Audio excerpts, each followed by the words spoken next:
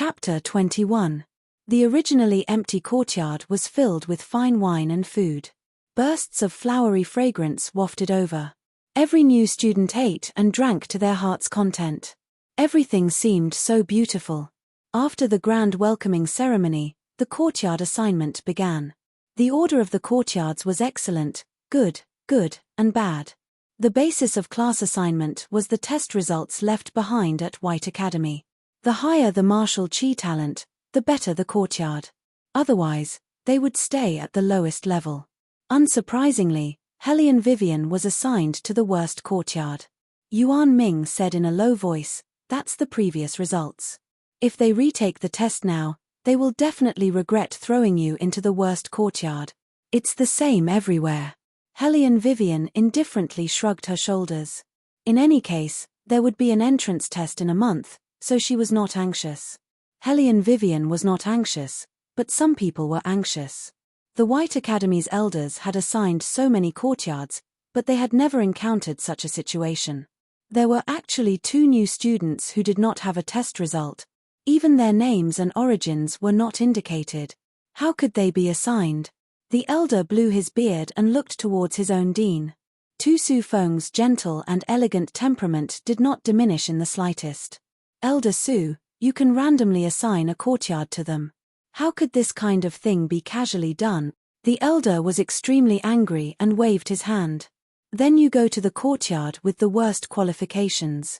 Nangong Lai, damn. What happened to not being casually done? Peng, Hellion Vivian put the small school bag that she carried with her on the bed. She raised her eyes and looked at the room that belonged to her. Although it was a bit small, it was well equipped and had an ancient feel. "This is also the second time I'm living on campus." Hellion Vivian smiled evilly. "Don't say that it really felt like living on campus." The difference was that in university, there were 4 people in a room. Here, it was a single room. After Hellion Vivian organized everything, she entered the Wonderland space. This time, she did not pick strawberries. Instead, she took out a silver long knife.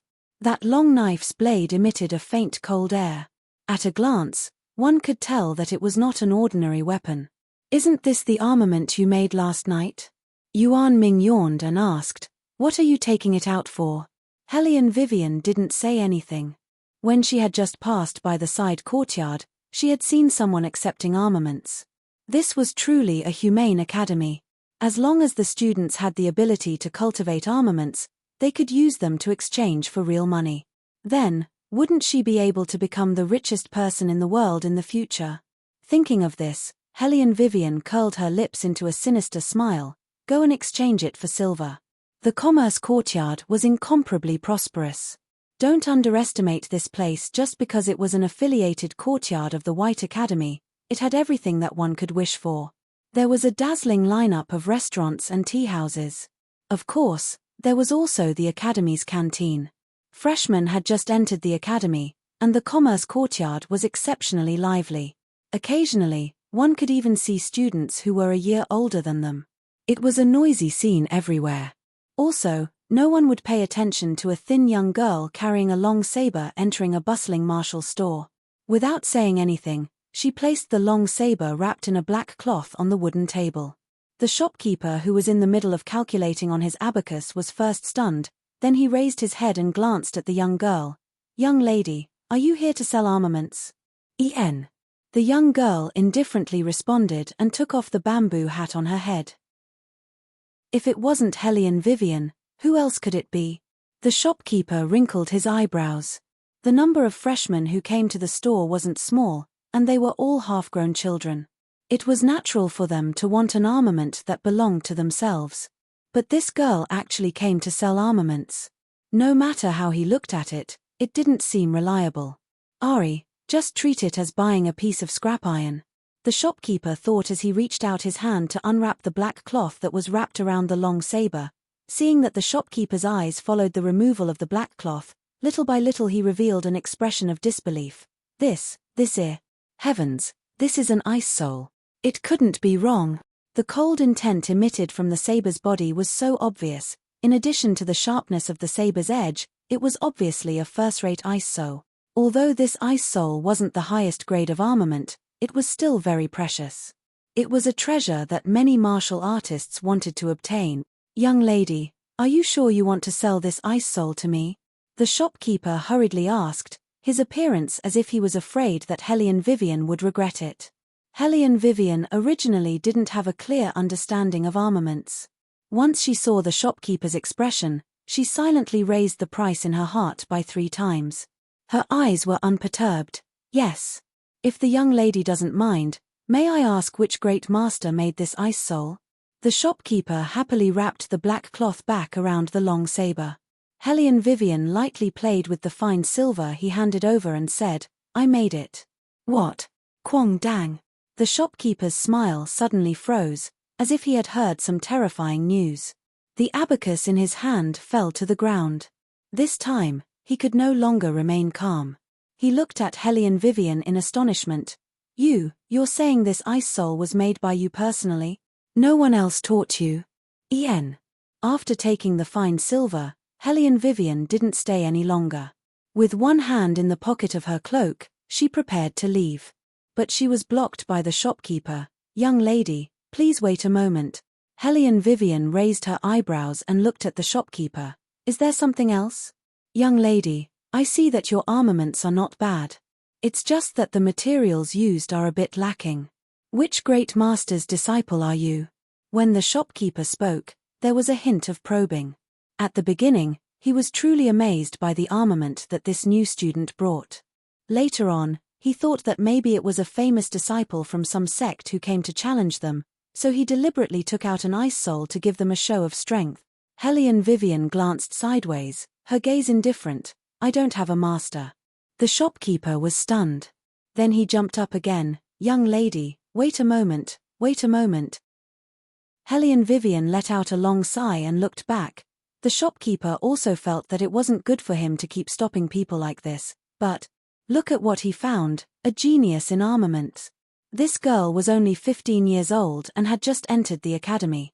Under the circumstances of no one's guidance, she could actually make such a good quality ice soul. This was simply a 10-year, oh no, a 100-year miracle. He must immediately go and tell Jizun. But the prerequisite was that he absolutely couldn't let this girl leave like this. "Young lady, how about this? We'll be responsible for the materials and you'll make it. After that, we'll take back the materials." After the shopkeeper finished speaking, he shrewdly added another sentence. "Of course, in terms of treatment, we won't treat you unfairly." Hellion Vivian thought for a moment. After reducing the cost of materials, the net profit should be more in the future. Moreover, she was in the academy now, so it wasn't convenient to go down the mountain to buy materials. She might as well agree to the shopkeeper's suggestion. "Okay." Chapter 22. "Then you sit here and wait, I'll go in and report." Seeing Hellion Vivian nod, the shopkeeper felt relieved and went to the backyard. In the study, the masters hired by the academy were discussing which of the new students had amazing aptitudes. They wanted to reserve them in advance so that they could be accepted as disciples. "Brothers, don't be so noisy. Jizun hasn't even said anything yet and you're already fighting over this and that. What's the use?" Tu Laro shook his head and took a sip of the hot water in his teacup. Jizun lightly leaned back and said, "I haven't seen anyone to my liking." "You guys continue. I say, Jizun, what kind of disciple do you want? I think this Hellion Jiawa is not bad. Her martial arts are already top-notch at such a young age." Someone took the scroll in his hand and pointed it out to Jizun. Jizun chuckled and didn't say anything. He didn't even lift his eyelids. It was obvious that Hellion Jiawa wasn't enough to enter his eyes. At this time, a slightly excited male voice came from outside the door. "Master Jizun, the shopkeeper of the commerce courtyard, Li Feng, requests to see you." Li Feng? Jizun couldn't think of what important matter he had to talk to him about at this time. Moreover, the masters of the academy were sitting together and discussing. Even if it was something important, he shouldn't disturb him at this time. This wasn't like Li Feng's usual style. "You guys sit here, I'll go out and take a look." Jizun frowned and slowly walked out of the study. After seeing him, Li Feng's eyes lit up and was about to salute. Ji Zun waved his hand and looked at him indifferently. What do you want to report to me at this time? Master, I just received an ice soul. Li Feng's eyes lit up and he couldn't suppress the excitement in his heart. However, Ji Zun glanced at him disapprovingly. That's all? It was normal to receive an ice soul in the commerce courtyard. White Academy wasn't like the outside world. There were many experts, especially in the field of martial arts.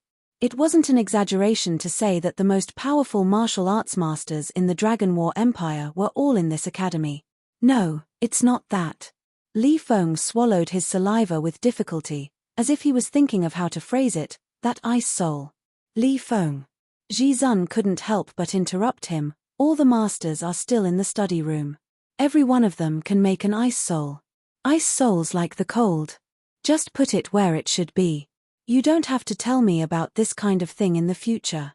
But that ice soul wasn't created by a master. It was created by a freshman who just entered the academy. Li Feng muttered softly, thinking that the other party couldn't hear him. Unexpectedly, Ji Zun, who was about to take a step forward, suddenly turned her head back and stared at him with a face full of shock.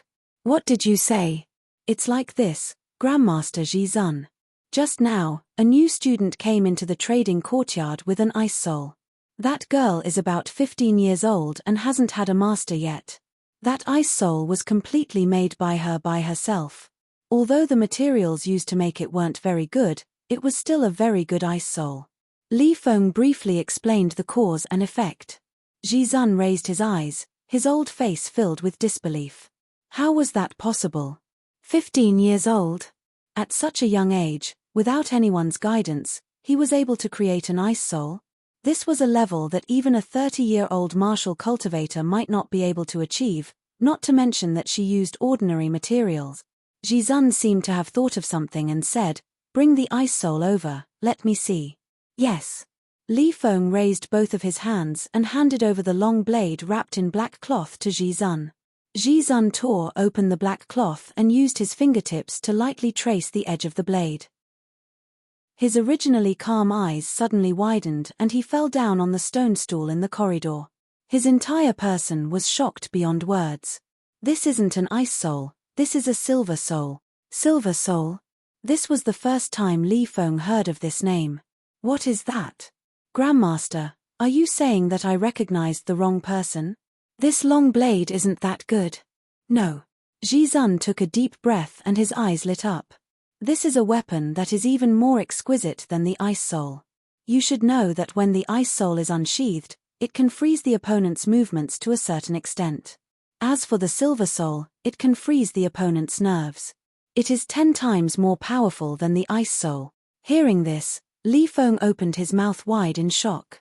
He felt that the girl was very powerful, but he didn't think that she would be this powerful. With the previous experience, the first thing Ji Zun did when he came back to his senses was to grab Li Feng's collar and ask, "Where is the girl? Where is she? Did you ask her name? Please don't be like that old fool Tu Laro who forgot to ask everything." Li Feng was stunned. I forgot to ask for her name. You. Sigh. Ji Zun gritted his teeth in disappointment. Li Feng looked at his disappointed expression and quickly changed the topic. However, that girl hasn't left yet. I feel that she is a rare talent, so I left her in the commerce courtyard. If Grandmaster wants to see her, you can. Before he could finish his words, the old man in front of him turned around and ran towards the commerce courtyard with his long sleeves floating in the air. With that speed, it was hard to tell that he was over 100 years old and was a person of virtue and prestige. Bang! Hellion Vivian, who was drinking tea, suddenly looked up when she heard the sound of the door being kicked open. At the door stood an old man wearing a white robe. Under the warm light, he had a head of silver hair. According to reason, this should be the appearance of an immortal. However, when the old man spoke, all the aura was blown away. "You are the girl who made the silver soul? If the silver soul you are talking about is that long blade, then it is indeed me who made it." Hellion Vivian put down the teacup with an indifferent expression. Ji Zun's eyes lit up. He walked over in large strides and held her hand. "Girl, Master has finally waited for you." "Master? Waited for you. Hellion Vivian looked at the old man's actions and the corner of her mouth twitched. Haha, woman, when did you have such a passionate master? Yuan Ming didn't mind the bustle and asked. Hellion Vivian facepalmed. She also wanted to know where this old geezer came from. Old grandpa, I think you have the wrong person. I don't have a master, Hellion Vivian said and wanted to take back her hand. However, Jizun was too stubborn. No, I didn't recognize the wrong person. Master is very sure that you are the person that master has been waiting for. Woman, are you sure that old man isn't taking advantage of you? Yuan Ming was simply a war instigator. He just wanted to have a good fight. Although bullying an old man was a bit too much, this old man was really asking for a beating. He rushed up and touched her hand. This time, even Wei Wei's teeth started to hurt. Sometimes, she really wanted to knock open Yuan Ming's head and take a good look at what kind of damned things were stored inside. If it wasn't picking up girls, then it was fighting. What was even funnier was that every night, he had a high self-esteem and thought that she had fallen in love with him. Chapter 23. Regarding this, Hellion Vivian was very helpless. She really wanted to ask if there was a master in White Academy who specialized in psychological counseling. She wanted to give her family's pet a good diagnosis. Woman, you're looking at me like that again. You still dare to say that you don't have dirty thoughts about me. Humph, you should give up. This senior will not like a human. Yuan Ming's little red face was irritable, indescribably handsome. Hellion Vivian. Disciple? Disciple, what's wrong with you? Jizun couldn't hear Yuan Ming's words, so he naturally didn't understand why this little girl was sighing and rubbing her head in the short time he had been here. She looked very stifled. Hellion Vivian coldly brushed away his hand and stood up from the wooden chair. I'll say it again, I don't have a master, you've mistaken me for someone else. Wait a moment. Seemingly realizing that his method was a bit too extreme, Jizun was afraid of scaring away this disciple candidate in front of him, so he slowly changed his tone and spoke with the attitude of an old man. Little girl, you don't need to be afraid, I just want to talk to you alone about the matter of armaments. When Hellion Vivian heard that it was related to business, she stopped her footsteps. What do you want to talk about? How many armaments have you made? Jizun smiled like an old fox, thinking that this little girl was really not bad, neither servile nor overbearing, quite polite. Hellion Vivian also casually replied, 2. 2. She only made 2 and she was able to make silver immortal soul? Hellion Vivian faintly hummed and continued, the first one was made in Phoenix Building. At that time, they seemed to be doing some kind of assembly, so I went to give it a try. Assembly? You mean the assembly that Tu Laro made? Jizun somewhat couldn't sit still, he felt as if his heart was about to tremble. Was there such a coincidence in this world? Jizun anxiously asked, what did you make at that time? It wasn't a single one. Hellion Wei took another sip of tea and said slowly, it's a whip. I made a long whip. Hearing this, the old man stood up with a whoosh. This time, he could no longer remain calm. He clenched his fists and his eyes were filled with excitement. That's not a whip, it's a 9-tuned silver snake. Girl, do you know that we turned the entire capital upside down just to find you? I really didn't expect, ha ha ha, you actually entered White Academy. Ah, that's not right, with your aptitude, you should enter White Academy. Since this old man met you before Tu Lao, this old man will definitely accept you as his disciple and let that arrogant and despotic brat see that there is another genius in this world besides her. Hellion Vivian did not speak from beginning to end, nor did she have any expression. It was only when Jizun finished his last sentence that she curled her lips and smiled, I don't accept. The 4 words were lazily said without a trace of hesitation. This caused Li Feng, who had just entered the room, to be stunned. Did he hear wrongly? There was actually someone who would reject Grandmaster Jizun? Did this girl know who the old man standing in front of her was? How many aristocratic families in the capital wanted to become Grandmaster Jizun's disciple, but they were all rejected by Grandmaster Jizun. Now that Grandmaster Jizun had taken a fancy to someone with great difficulty, what about her? She actually said she didn't accept. Why don't you accept? Jizun also did not expect the girl to reject him. His old face was flushed red, and his expression carried some grievance. Hellion Vivian supported her chin and said indifferently, "From what Grandpa said, you seem to want to accept another person as your disciple, but he rejected you, right?" Regarding this point, Jizun did not intend to hide it. Li Feng was astonished. Someone had rejected Grandmaster Jizun? Who was it? Why didn't he know? Hellion Vivian put away the silver in her hand and smiled hedonistically. "I, Hellion Vivian, will not be a substitute for anyone." Hellion Vivian? Why did this name sound so familiar? Li Feng wrinkled his thick eyebrows and looked towards the direction of the girl. Jizun was anxious, and his tone was full of sincerity. "Girl, you misunderstood. This old man did not treat you as a substitute. This old man sincerely wants to accept you as a disciple, and will only have you as my disciple in my life." Hellion Vivian stopped her actions, and her eyes flashed. Perhaps she should have a master. After all, this was not the modern world, and having more friends was better than having more enemies. Moreover, with the guidance of others, she would be able to take fewer detours when cultivating. "All right, but the martial cultivation I send over must be paid as usual." When Grandmaster Jizun heard the two words "all right," he was already so happy that he couldn't find north. How could he care about the matter of money? He laughed heartily while stroking his white beard. Give, give, give. Whatever my disciple wants, Master can give it to you." Hearing these words, this old man's status was not low. Hellion Vivian faintly smiled, and did not care too much. Li Feng, who was standing at the side, suddenly jumped up.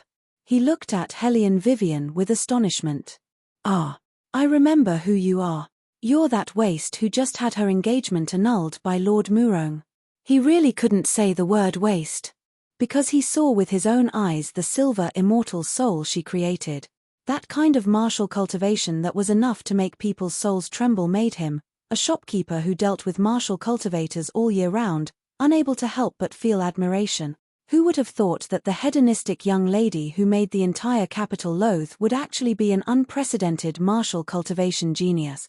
Could it be that all these years, she had always been hiding her strength? Only, he didn't know if this matter was known by the people of the Murong family. Would they regret that they hastily annulled the engagement?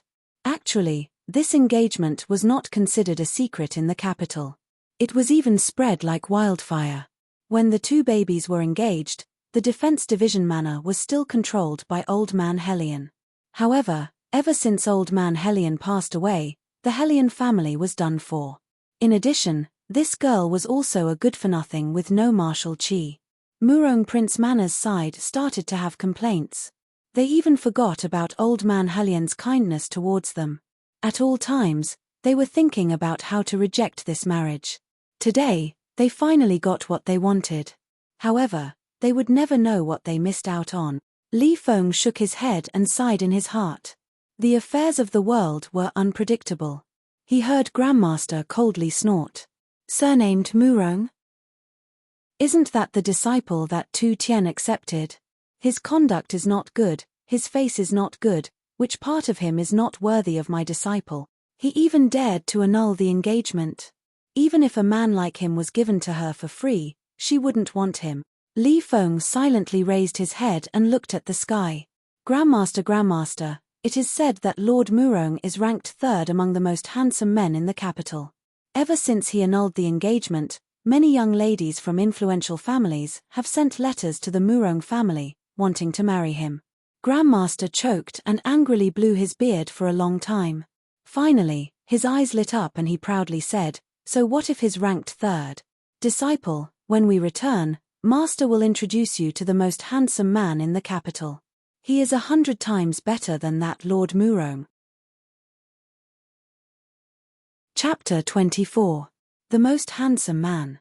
Li Feng subconsciously thought of the one in the Imperial Palace. It was said that His Highness would return to White Academy this year. If he took off his mask, what would his face look like? Would his face be destroyed by the fire, or would he still be as handsome as before? Perhaps only Grandmaster Jizun and Headmaster Tu Su knew about this matter, because other than the retired emperor, Only these two people had seen His Highness's adult appearance. Well, maybe the high priest could be added, but the high priest seemed to still be in seclusion and wouldn't come here. Otherwise, with those two people's appearance and bearing, it would definitely cause a big disturbance in White Academy. In short, my good disciple, you can rest assured. Who dares to say they don't like the disciple of Grandmaster Jizun? The old man said with full confidence. His face was mighty and overbearing. Li Feng lightly coughed twice. That His Highness will. Not only does he dare to say it, he also dares to do it. He kicked you aside with one foot. Did Grandmaster forget? You. Grandmaster Jizun turned around, thinking what was wrong with this brat Li Feng. Today he completely ruined this old man's stage. That His Highness is. Helian Vivian raised her eyebrows. Grandmaster Jizun moved closer to her ear and said, the current royal family, he will also enter White Academy this year. That brat is too sinister, and his vengeful heart is strong. Disciple, when you meet a masked man in the future, you must stay away from him. Helian Vivian indifferently responded. How could Grandmaster Jizun know that his disciple had already offended that person, and in the most reckless way? Helian Vivian didn't dwell on this issue. After all, ever since she entered White Academy, she hadn't seen any masked man, but there was one thing she needed to ask. Master, the matter of you accepting me as your disciple, for the time being, don't tell anyone. Why? Grandmaster Jizun's eyes widened. He had finally accepted a disciple, and he wanted to show off in front of Tu Laro and the others. Helian Vivian smiled. It's more interesting when the enemy is in the light and I am in the dark, and Master only needs to teach me, I can handle the rest myself. She wanted to find a backer, but that didn't mean she wanted to be a second generation that needed someone to protect her. Compared to relying on others, she preferred to fight alone. Disciple. The Grandmaster looked at his disciple and said in a low voice, actually, you don't have to be so sensible. It wasn't easy for him to accept a disciple. What's wrong with bringing her out to show off? Helian Vivian was very firm on this point. You have to promise me and pretend that you don't know me in front of others. No. Jizun shook his head like an old urchin. This old man won't agree. This old man still wants to help you teach that Murong brat a lesson. Helian Vivian also knew that the old man was doing this for her own good, so she chuckled and coaxed him. Teacher, there are so many people in the White Academy, and you're also the great master here. When the time comes and people know that you've taken in a trash, they'll laugh at you. Who dares? The Grandmaster turned around and roared, Li Feng, you tell this old man, who dares to mock this old man's disciple? Li Feng wiped his cold sweat and didn't dare to make a sound. He knew that this time, the Grandmaster was really angry.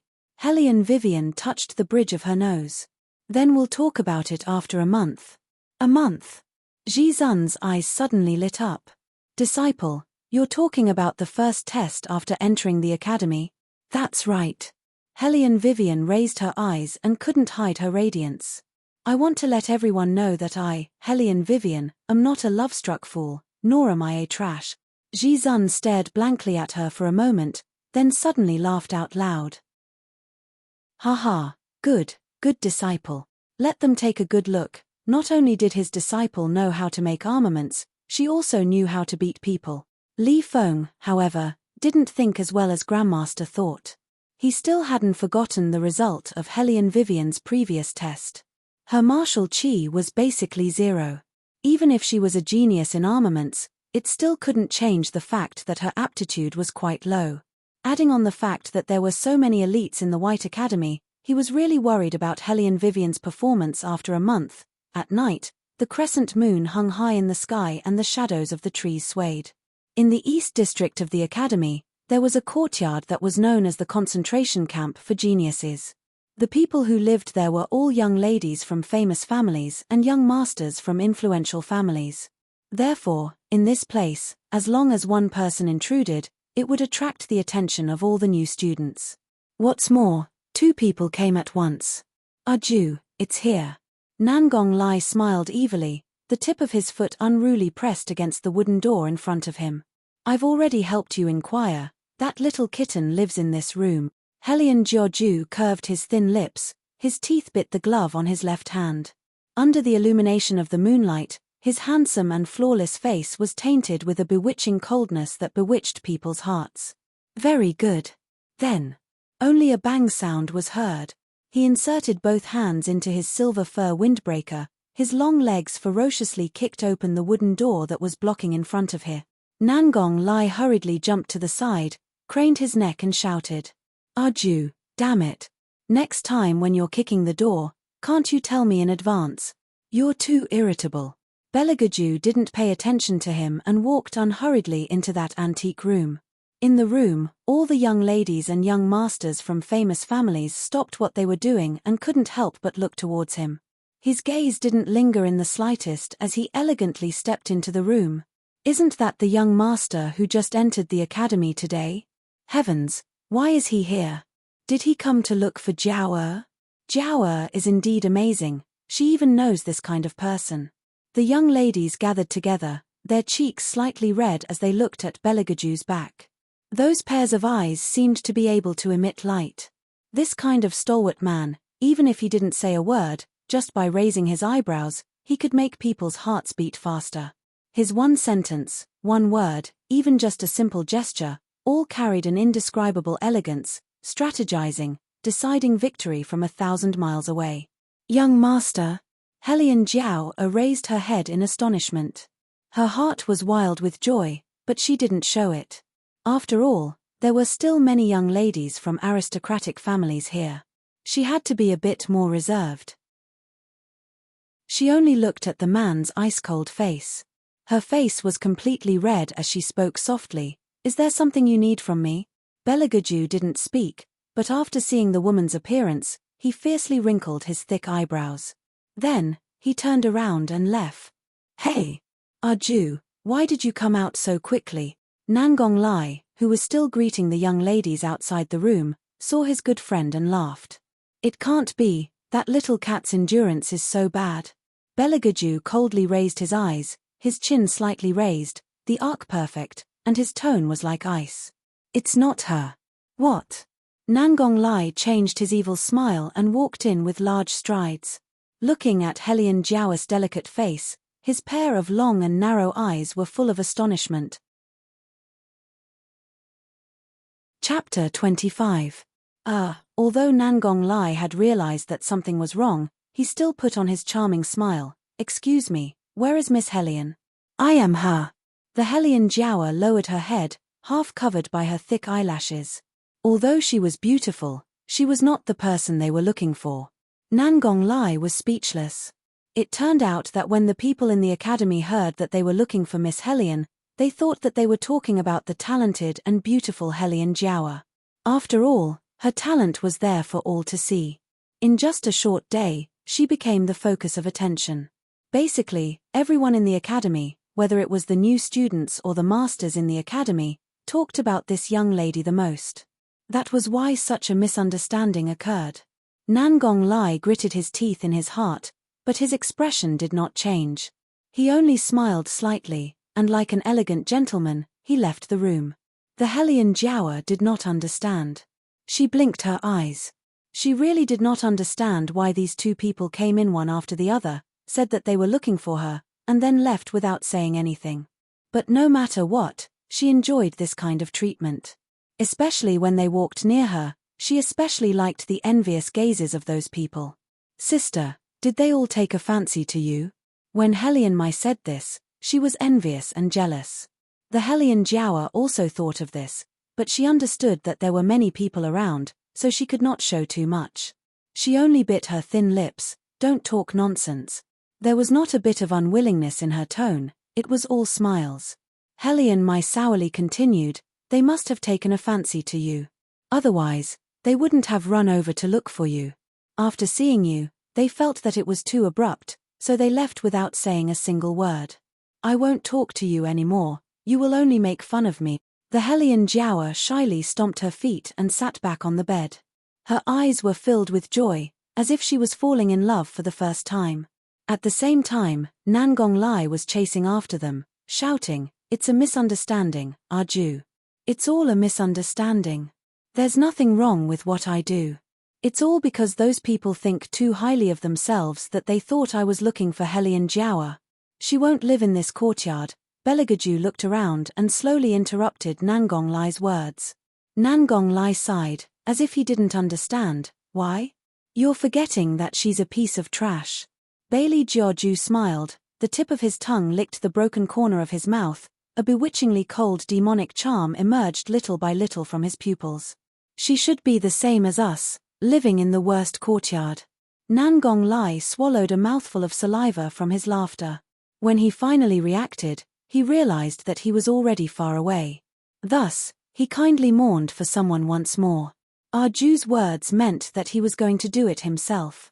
Originally, if he had been the one to look for the kitten, perhaps the kitten's death would not have been too ugly.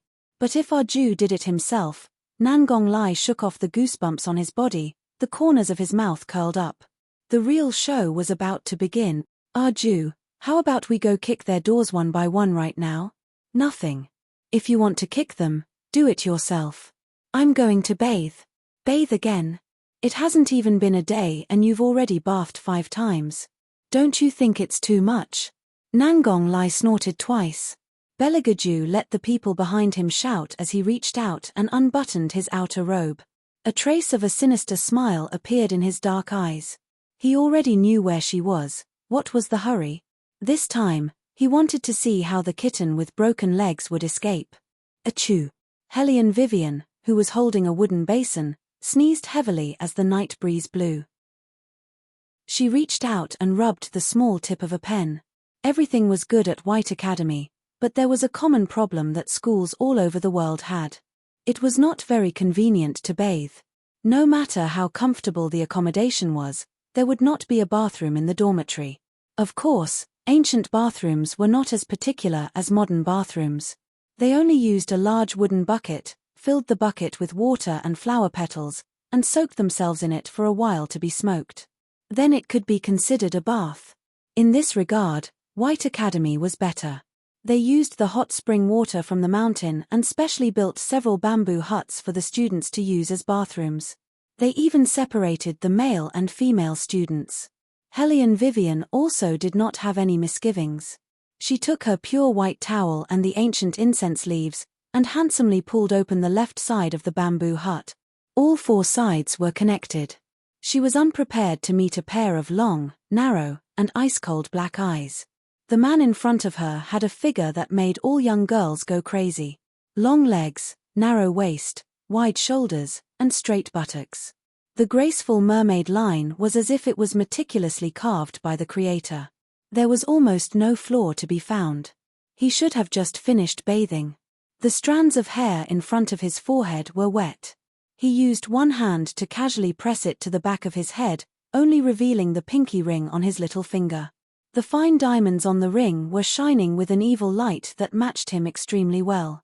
And the innate arrogance on his body was like a king patrolling his territory, emitting a strong oppressive feeling that could not be ignored. But this was not the main point. The main point was Big Brother. Even if you are bathing, you still need to wrap yourself in a blanket. Hellion Vivian was forced to admire the picture of a beautiful man in front of her eyes. Before her face could turn red, her back suddenly tensed up. Wait a minute, this man looked very familiar. It was actually him.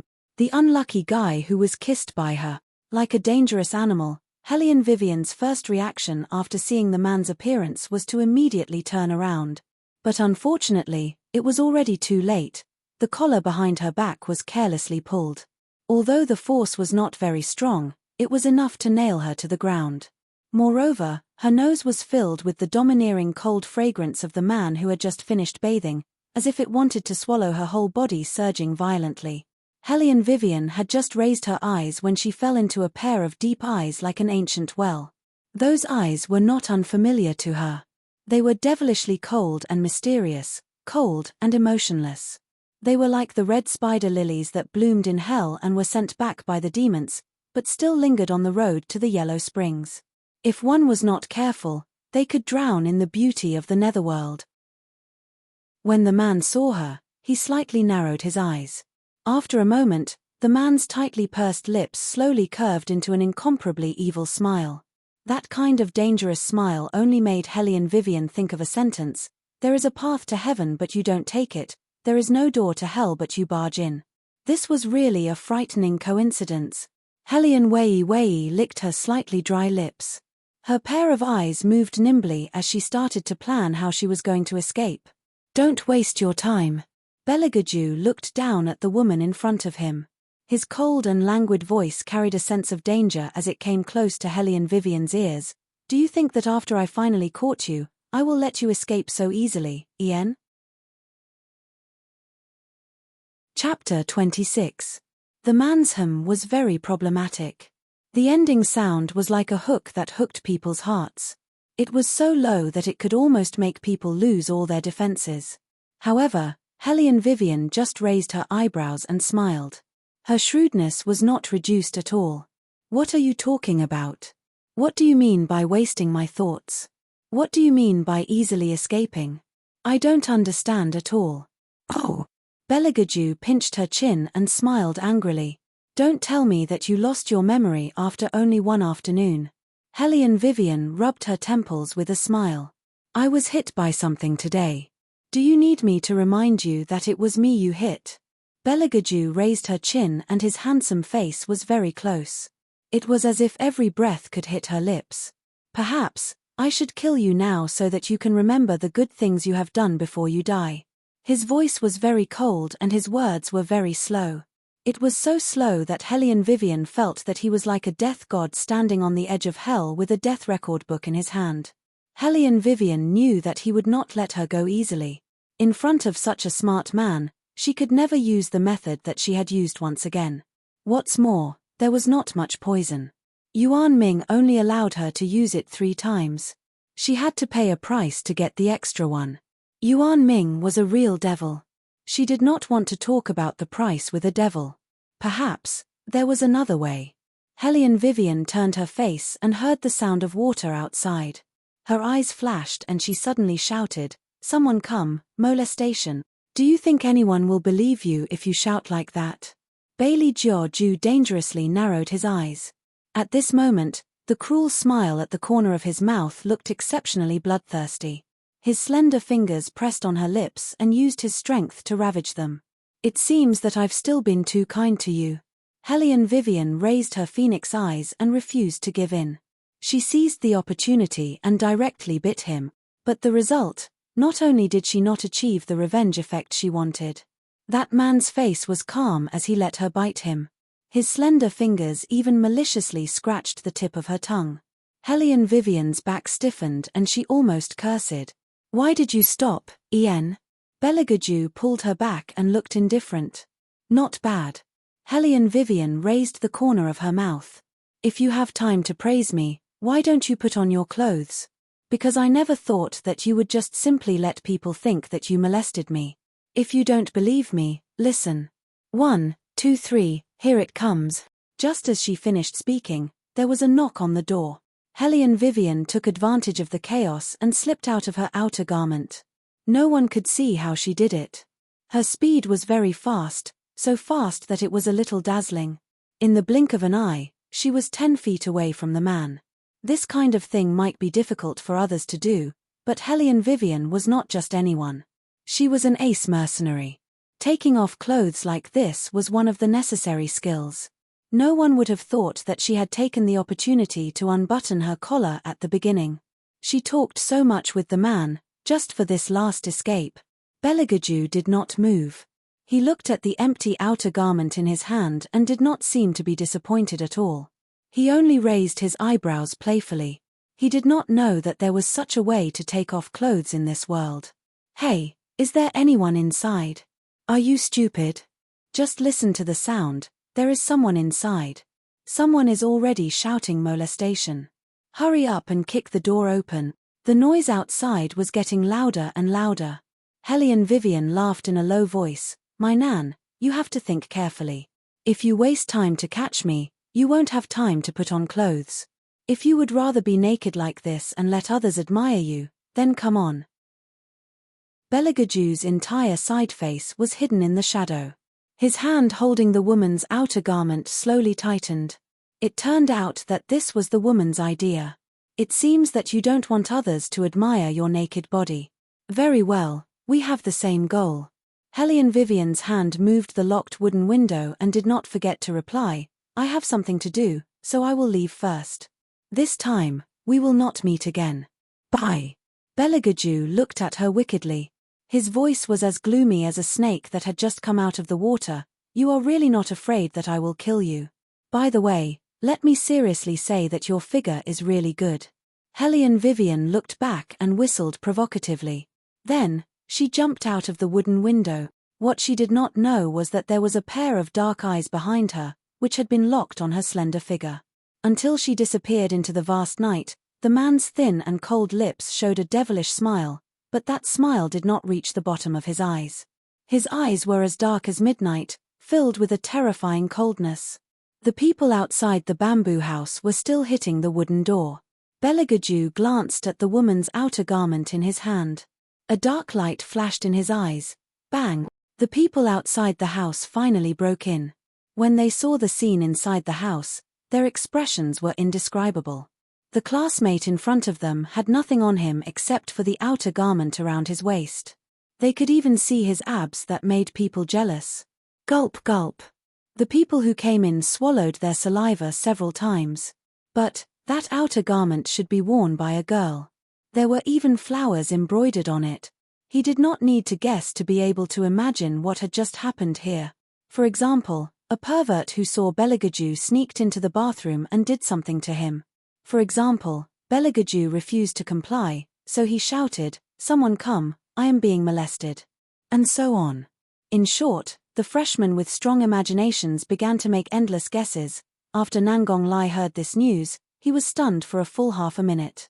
Then, he laughed out loud. You were molested? Beligaju raised his head and slowly looked at him. He reached out and tore off the outer garment around his waist. Hey, you have to be more reserved.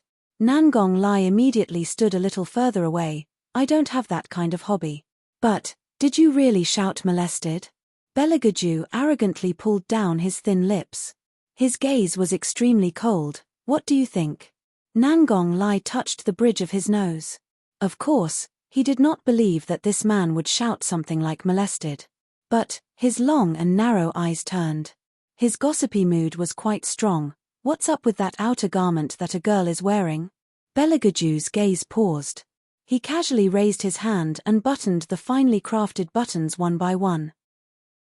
Seeing that he did not speak, Nangong Lai immediately thought of something. His eyes widened in surprise. It can't be that little cat again, right? Chapter 27. Having heard what was said, Beligaju's indifferent face suddenly curved up into an arc. However, his eyes were ice-cold without the slightest bit of warmth. It really is her. Nangong Lai beamed as he rubbed his chin. He turned his head to look at Beligaju's lying figure and meaningfully said, "This time, you definitely won't let her off. However, your current situation in the academy isn't very good. Those young masters living in the superior compound seem to find you very unpleasant. Let them be." Facing this kind of provocative news, Beligaju only coldly gave Nangong Lai 4 words. His fingers slightly curled as if he thought of something. His eyes suddenly became incomparably deep. That little thing was actually even more different than what he had imagined. That kind of tender, that kind of softness, unexpectedly gave him an impulse that he had never had before. Nangong Lai knew that he had never put those young masters in his eyes. From the moment he met this man, he knew that he was even more arrogant and haughty than his appearance. As long as he was willing, the entire imperial court could allow him to do whatever he wanted, not to mention a few young masters from influential families who had just entered the academy. He hoped that those new students would open their eyes wide and take a good look at what kind of man this was. By all means, they wouldn't foolishly bump into the muzzle of a gun. Of course, if some people didn't have eyes and bumped into him, he would also be very happy to see them. Nangong Lai lay down on the bed, put his hands behind his head, and smiled wanton. For example, a certain little kitten that wasn't afraid of death. Hey. I'm really looking forward to the beautiful academy life. The next day, the first rays of the morning sun brushed past the faces and the green willows formed a shade. The young ladies who had to wake up early to start their first class instructed their servant girls to draw water and wash their faces. Hey, did you guys hear? What? It said that last night, there was a flower-picking girl who entered the boys' bathing pool and almost raped a young master. When Helene Vivian heard this sentence, she raised her head to rinse her mouth. She didn't hold the water properly and almost spat it out. Cough, cough, cough. When did she almost rape him? It was obviously him who made a move on her, okay? I don't know which woman is so bold, it's too scary. Helene Vivian. If there's anything to be afraid of, it should be the boys who are worried. Why are you guys joining in the fun? I already said that you're a female rapist. And I heard that the woman is big and burly. She has the back of a tiger and the waist of a bear. Helene Vivian. She's not that bad, right? What happened next? What happened next? Later on, that young master shouted that he was being molested and scared her away. That was really dangerous. Pu. Helene Vivian couldn't hold it in any longer. Imagining that man hugging his chest and screaming about being molested, she laughed so hard that her shoulders started to tremble. Yep, it was indeed a close call. The servant girls and masters looked at each other in dismay. They really didn't understand what this person was laughing about. They only thought that she had been provoked. After all, they were all young misses from the defense division. Her younger sister went to the envied superior compound, while she herself stayed in the worst inferior compound. They didn't care. After all, their birth was there for all to see. They had also just been chosen by White Academy and had long prepared in their hearts that they would live in the inferior compound at White Academy. What they didn't lack the least were the sons of officials and the daughters of wealthy families. Just randomly pick one out and they would be the son of the Nine Gates commander or the daughter of the capital's grand tutor. People like them who came from remote small cities were nothing more than a group of commoners in these people's eyes. Actually, this Miss Helene was obviously one of the bloodlines of the four great clans, yet she was reduced to the same realm as them. It seemed that the rumors weren't false. She really was a waste without the slightest bit of martial chi. Bang! The ancient tree heavily knocked open the large iron bell hanging in the middle of the courtyard. This kind of heavy sound reminded all the students that a new class was about to begin. In every courtyard of White Academy, a large ancestral hall was built. The floor of the ancestral hall was made of pure ancient wood. Inside, incense was lit, and the smell of ancient music was everywhere. When Helene Vivian arrived at the ancestral hall, the inside of the hall was already filled with people. Looking over, it was a chaotic mess, just like the opening of a high school in the 21st century. Different from other people, she chose the furthest back seat. That position was extremely good. There was light coming in and shining on the body. It was very suitable for sleeping, and also very suitable for secretly entering the paradise space to cultivate. She supported her chin with one hand and casually propped her elbow on the desk. Sitting on the floor was a fluffy cushion, enjoying a person's freedom. Only, this freedom didn't last for too long. Because just as she sat down, a laugh came from the side of her ear. That laugh was indescribably arrogant, as if coming to speak was giving her a big favor. I thought I saw wrong just now. I didn't expect that it really was that love-struck waste who wouldn't let go of cousin. Look at her appearance, is she so poor that she can't even afford to buy an outer garment? Ha ha ha. The person's words quickly attracted the attention of all around. Helene Vivian closed her eyes and reached out to pick her ears. She was extremely undisciplined, as if whatever the other person said had nothing to do with her. It was her indifferent attitude that made the other person angrier. He was the dignified son of the Shandong provincial governor. Everywhere he went, he was the object of worship. This waste actually looked down on him like this, not even sparing him a glance. Zhong Shijie immediately restrained his smile. His face was gloomy, and with a backhand slap, he left a shallow handprint on the short table that Helene Vivian was lying on.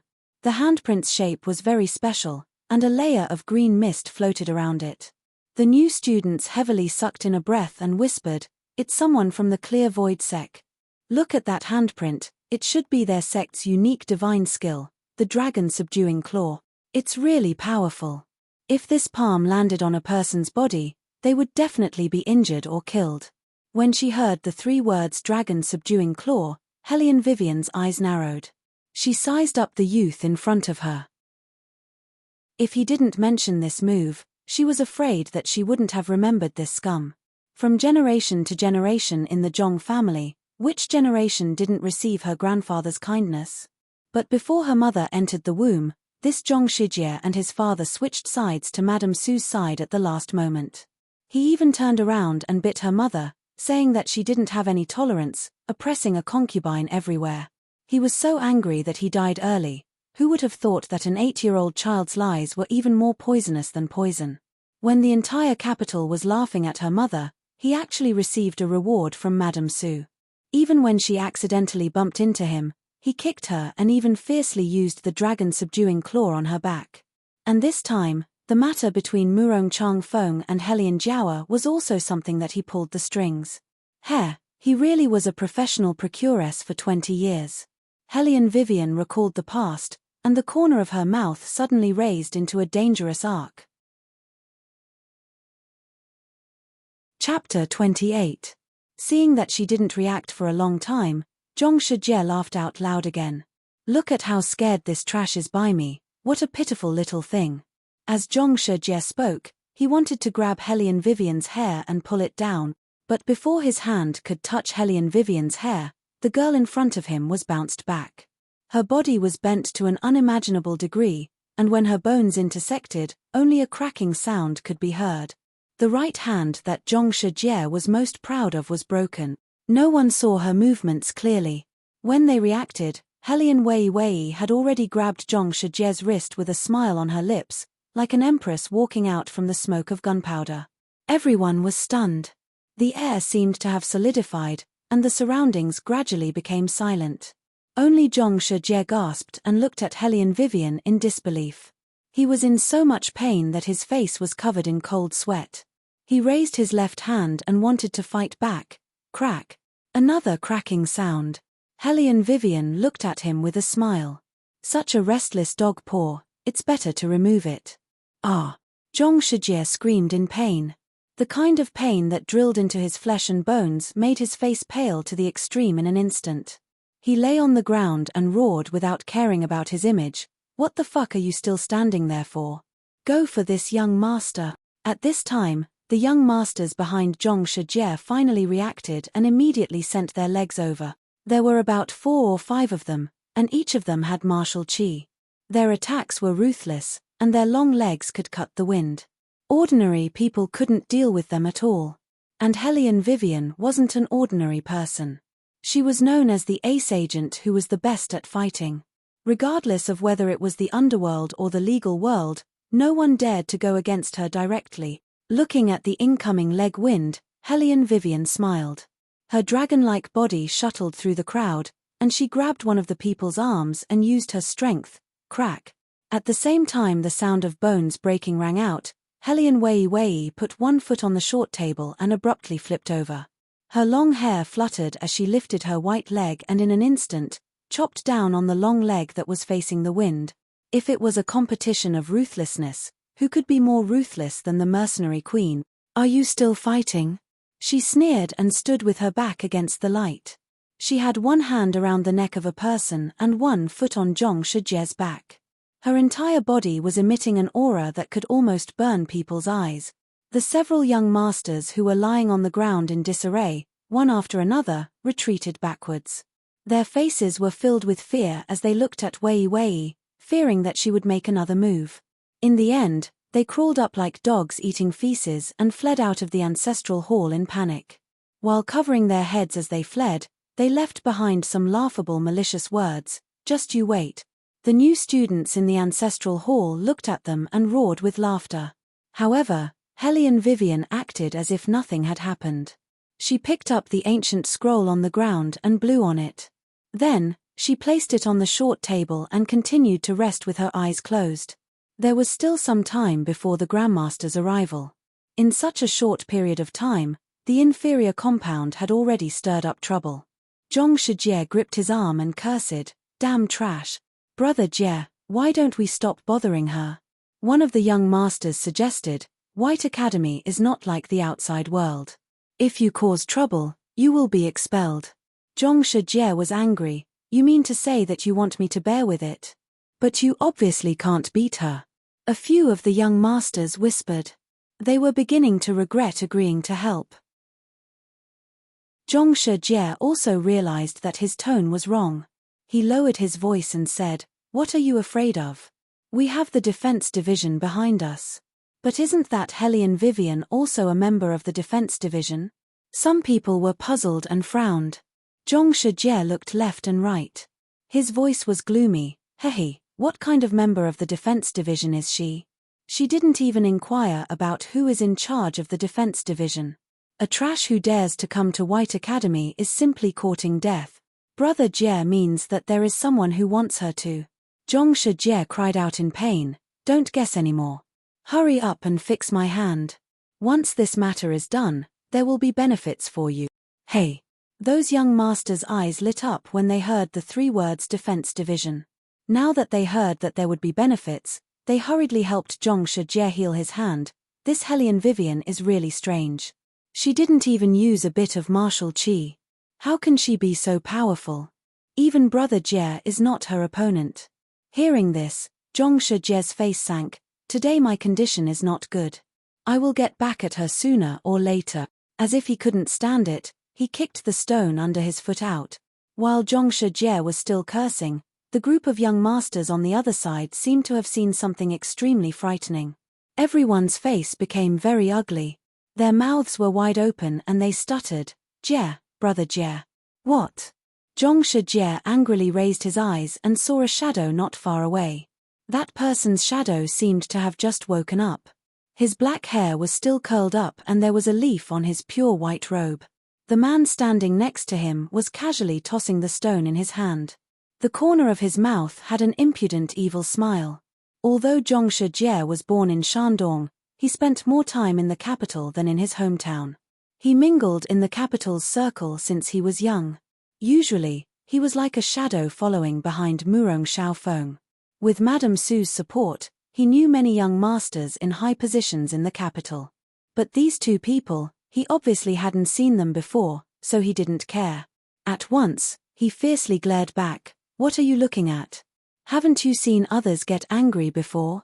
Hearing this, the shadow slowly raised his head and glanced at Zhong Shijie. Just one glance was enough to make Zhong Shijie lose his ability to move. What kind of gaze was that? It was cold to the point of being emotionless. It was like a soul-snatching envoy from the underworld, making people's hearts tremble. No one saw clearly how he moved. They only saw a white light flash in front of their eyes. When they reacted, the shadow was already in front of Zhong Shijie. The fine hair on his forehead lightly fluttered. His posture was wild and ostentatious. The outline of his face was deep. His eyes were like a young leopard, cold and cruel, but concealed a burning passion. Zhong Shijie subconsciously reached out to block, but found that the opponent's internal energy was far above his. He was forcibly bounced back and fell to the ground. Creak. Only a crisp sound was heard. The shadow's foot casually stepped on Zhong Shijie's calf. Like that, he casually walked past, as if the person on the ground wasn't worth his attention. That kind of back view was like that of an ancient god. It was like the only pure snow between heaven and earth, but it was also blazing and clamorous, covering the sky and covering the sun.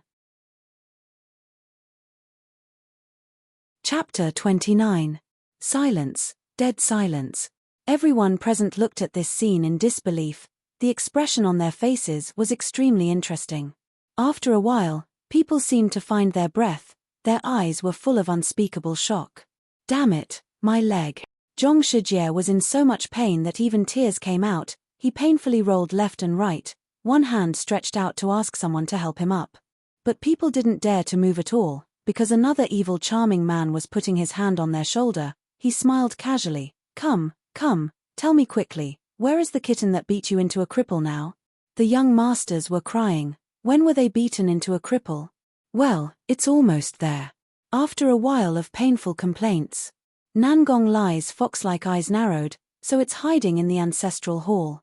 After saying this, he shouted at the figure on the lawn in the distance. Hey, Arju, Do you want to go to class to take a look? Not going. The figure closed his eyes, the morning light hit his thin lips, like a layer of ice, making his perfect facial features look more dazzling than the sun. Nangong Lai continued to shout, "You have to think carefully, maybe the kitten is there." The figure raised his hand, took away the ancient Sanskrit book in front of his eyes, his shining fingertips played with the gorgeous ring on his little finger, his evil thin lips slowly, very slowly curved into a smile that made people tremble with fear.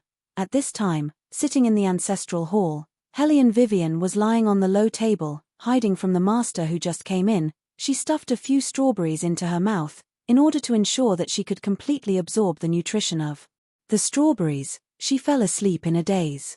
Anyway, according to experience, under normal circumstances, the first day of school wouldn't have any content, it was usually self-introduction, it was okay to not listen. Hellion Wei's guess was not wrong. That teacher who wore an ancient robe and held a ferule in his hand indeed came up and introduced himself. However, before he could even finish half of his introduction, he wrinkled his white eyebrows and said, "Everyone be quiet. 2 new students have temporarily joined our academy." As he spoke, he looked toward the entrance, his eyes were filled with the displeasure of an elder. "You all can come in." The moment the tall and slender figure stepped into the ancestral hall, it was as if all the air had been taken away. He was so lazy that he was peerless in his generation. He wore a green robe and a white robe, and his black hair was like silk. He really deviated from the classics and was extremely luxurious. At this time, people only thought of one sentence. Handsome as jade, unparalleled in the world. It's the 2 young masters. They're so handsome, they look even better up close. The girl's eyes shining brightly, the 2 figures who stepped into the ancestral hall, the enthusiasm that made the master's face blue. Silence, silence. The white-bearded, silver-haired master with one hand behind his back, the other knocked the ruler in his hand, and warned with a glare. Nangong Lai, on the other hand, was very disapproving. His beautiful eyes scanned the entire ancestral hall. When he saw a few noble ladies, his eyes blinked. The young ladies lowered their heads in embarrassment. Their ears were red, and their palms were sweating nervously. They wanted to look but were afraid to raise their heads. Belagaju, on the other hand, was expressionlessly turning his thumb ring, his burning eyes finally fixed on a corner of the ancestral hall. His eyes, which lacked interest, seemed to be colorless. The lines in his eyes were like a piece of extremely beautiful but sharp and cold black gem. It made people tremble with fear. This kind of Belagaju looked very much like the demon prince described in the ancient comics, elegant, cold, handsome, and superior. Of course, Hellion Wei heard the commotion, but she was in thick pajamas, so naturally, she was unwilling to open her eyes. Anyway, it did not matter to her who came, but she did not know why, but her back was always a little cold. What? It was probably the problem of the posture. She should change her posture and sleep again. Hellion Vivian put the book upright, and sure enough, she felt much better, continuing to lie down comfortably. "Okay, you 2 go to the back first, we'll change your positions another day." The master maintained the atmosphere in the ancestral hall with great difficulty, frowning as he opened his mouth again. To be honest, he didn't really want to lead the new students of this courtyard. The students with the worst aptitudes in the entire White Academy were all here. If the dean didn't say that he would be the head director and he would be the assistant director, he wouldn't take over this courtyard even if he was beaten to death. Speaking of which, he still didn't understand why the dean was willing to be the head director of the inferior courtyard. Could it be because this place was too bad, no one was willing to take over, and only the dean could come personally? The master was right. The reason why Tusufeng was willing to be the head director was indeed because this place was too bad, no one was willing to take over. But there was another reason, no one would be able to guess, no matter who came. That was because these 2 had just stepped into the inferior courtyard, no matter if it was status or strength, they were all extraordinary youth. There's no need to change positions, sitting at the back is just right. Belagaju slowly said, his low voice carrying an unfathomable mystery. The master didn't know about the grudges between him and Hellion Vivian, and even more didn't know that this kind of arrangement was exactly what the man wanted. He only thought that he was sensible, and nodded his head in satisfaction. Hellion Vivian finally realized that something was wrong. Just as she wrinkled her eyebrows, she heard a dissolute and evil voice coming from behind. "Arju, this little kitten is strange. There's obviously no fluctuation of martial chi on her body, but she can put down a few third-stage martial artists in the blink of an eye. No wonder you've suffered losses time and time again from her." "Shut up." Two light words, without a trace of fluctuation. But that deep and cold voice was like a basin of ice water, abruptly making Hellion Vivian feel cold from the bottom of her ears to her toes, and from her toes back again. In the end, even her scalp was numb, and her back was creepy. Her inhuman intuition told her not to turn around no matter what, but human instinct was unavoidable. By the time she reacted, her line of sight had already turned towards the source of the voice. In front of her, the dissolute and unruly man was standing there sloppily. The corner of his mouth had a teasing arc, and he was looking at her with a smile as if he was looking at a small animal. Behind her was the man who was rumored to have been raped by her. Today, he was wearing clothes. A pure white fur cloak covered his slender figure, making his facial features look even more handsome. He was like a god from ancient times, cold and ascetic, with a suffocating sense of oppression. The corners of his mouth slightly curled up. With just a glance, one could see that this man was somewhat evil. However, that evil smile of his made the hearts of the girls beat faster. It was like a little deer bumping into each other, but also like a moth attracted to a flame, pure and wanton. Of course, Hellion Vivian didn't think that it was a coincidence to be surrounded by these two men, without leaving any gaps. They were obviously here to block her. The bad situation made her feel an inexplicable chill in the bottom of her heart. Chapter 30. Running away was unwise. Hellion Vivian leaned back and looked at Beligaju lazily. She was as calm as ever. Bailey Jiaoju raised his eyebrows and tugged at the fur coat on his body. When he lowered his head, people could see his fair and strong skin. It was so perfect and flawless that it was eye-catching. Only then did Hellion Wei recognize that the outerwear he was wearing was the one she took off last night. He was indeed a pervert. How much did he hate her? He didn't even let go of her coat. And, didn't they say that the ancients were more reserved? This person took off his clothes in front of everyone. Why didn't the teacher say anything? The teacher was speechless. The teacher was stunned by His Highness' bold and unrestrained action, because even though Beligaju was taking off his clothes, there was no trace of embarrassment on his face. His movements were still so elegant. When the people below saw this, they whispered excitedly. Slap. Beligaju casually threw the coat in his hand next to Hellion Vivian's short table. Then, he slowly lowered his body and put his hands on the table. His deep eyes looked straight at Hellion Vivian and smiled sinisterly. Don't tell me you lost your memory again. Would you believe me if I said I lost my memory? Hellion Vivian looked at the coat at the bottom of her feet and smiled. I didn't expect you to like my clothes so much. Nangong Lai laughed at the side. Arju, haha, listen to what she said. She said you like her. Hellion Vivian was speechless. Where did this fox-like man come from? Could he not laugh so exaggeratedly in her ear? Also, was he the emperor of imagination? She was clearly talking about the clothes, not her. You can shut up now. Beligaju said to Nangong Lai indifferently. When he turned his head again, he directly reached out and pinched Hellion Vivian's chin, dangerously close to her face. Tell me, how should I kill you? Hellion Vivian suggested. Why don't we have a good talk? Peace is the most important thing. I personally don't like fighting and killing. Everyone was speechless. Who was the one who had just crippled a bunch of young masters? Who was it? Oh. Bailey Jiaoju raised his eyebrows and put on an expression of interest to continue listening. Hellion Vivian's mind was clear. I accidentally kissed you. It's my fault. But haven't I already compensated you? As for last night, I really didn't know that there would be someone there. Compensation? Beligaju looked at her for a moment and slightly narrowed his eyes. His demonic cold eyes contained a bit of coldness. Hellion Vivian thought that it couldn't be. Did this man forget that she had given him 20 taels of hush money? Or did he think that it wasn't enough? He probably hadn't bought a silver robe yet, right? I can give you more money. Hellion Vivian's expression didn't change in the slightest. She was still as cold as ever.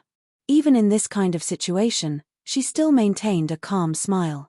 Other than her slightly moist eyes, everything else seemed like a hedonistic playboy. Beligaju seemed to like this expression of hers. His slender hand propped up on the side as he lowered his head to admire her with an evil smile. His peach blossom eyes were slightly raised. How interesting. He, who commanded Ghost Palace and shook the entire capital, was actually being offered a price by a woman? Nangong Lai had long been dumbfounded. He stared blankly and didn't know how to react. This man had been obsessed with cleanliness since he was young. He never let anyone come within 3 feet of him.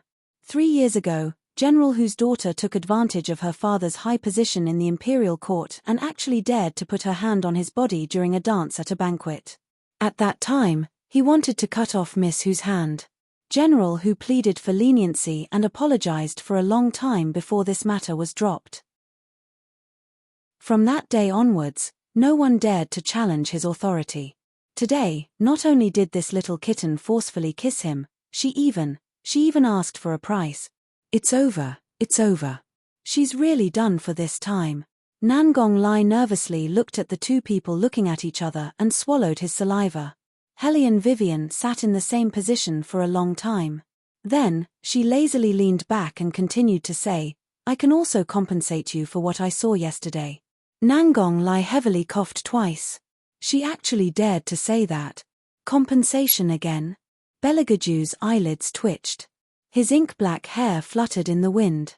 The playfulness in his eyes became even stronger. Hellion Vivian nodded and looked at him calmly. I was too rash these 2 times. You can name the price. As long as it's not too excessive, I can agree. After Beligaju heard this, the smile on his face became even more beautiful. Sounds like a good deal.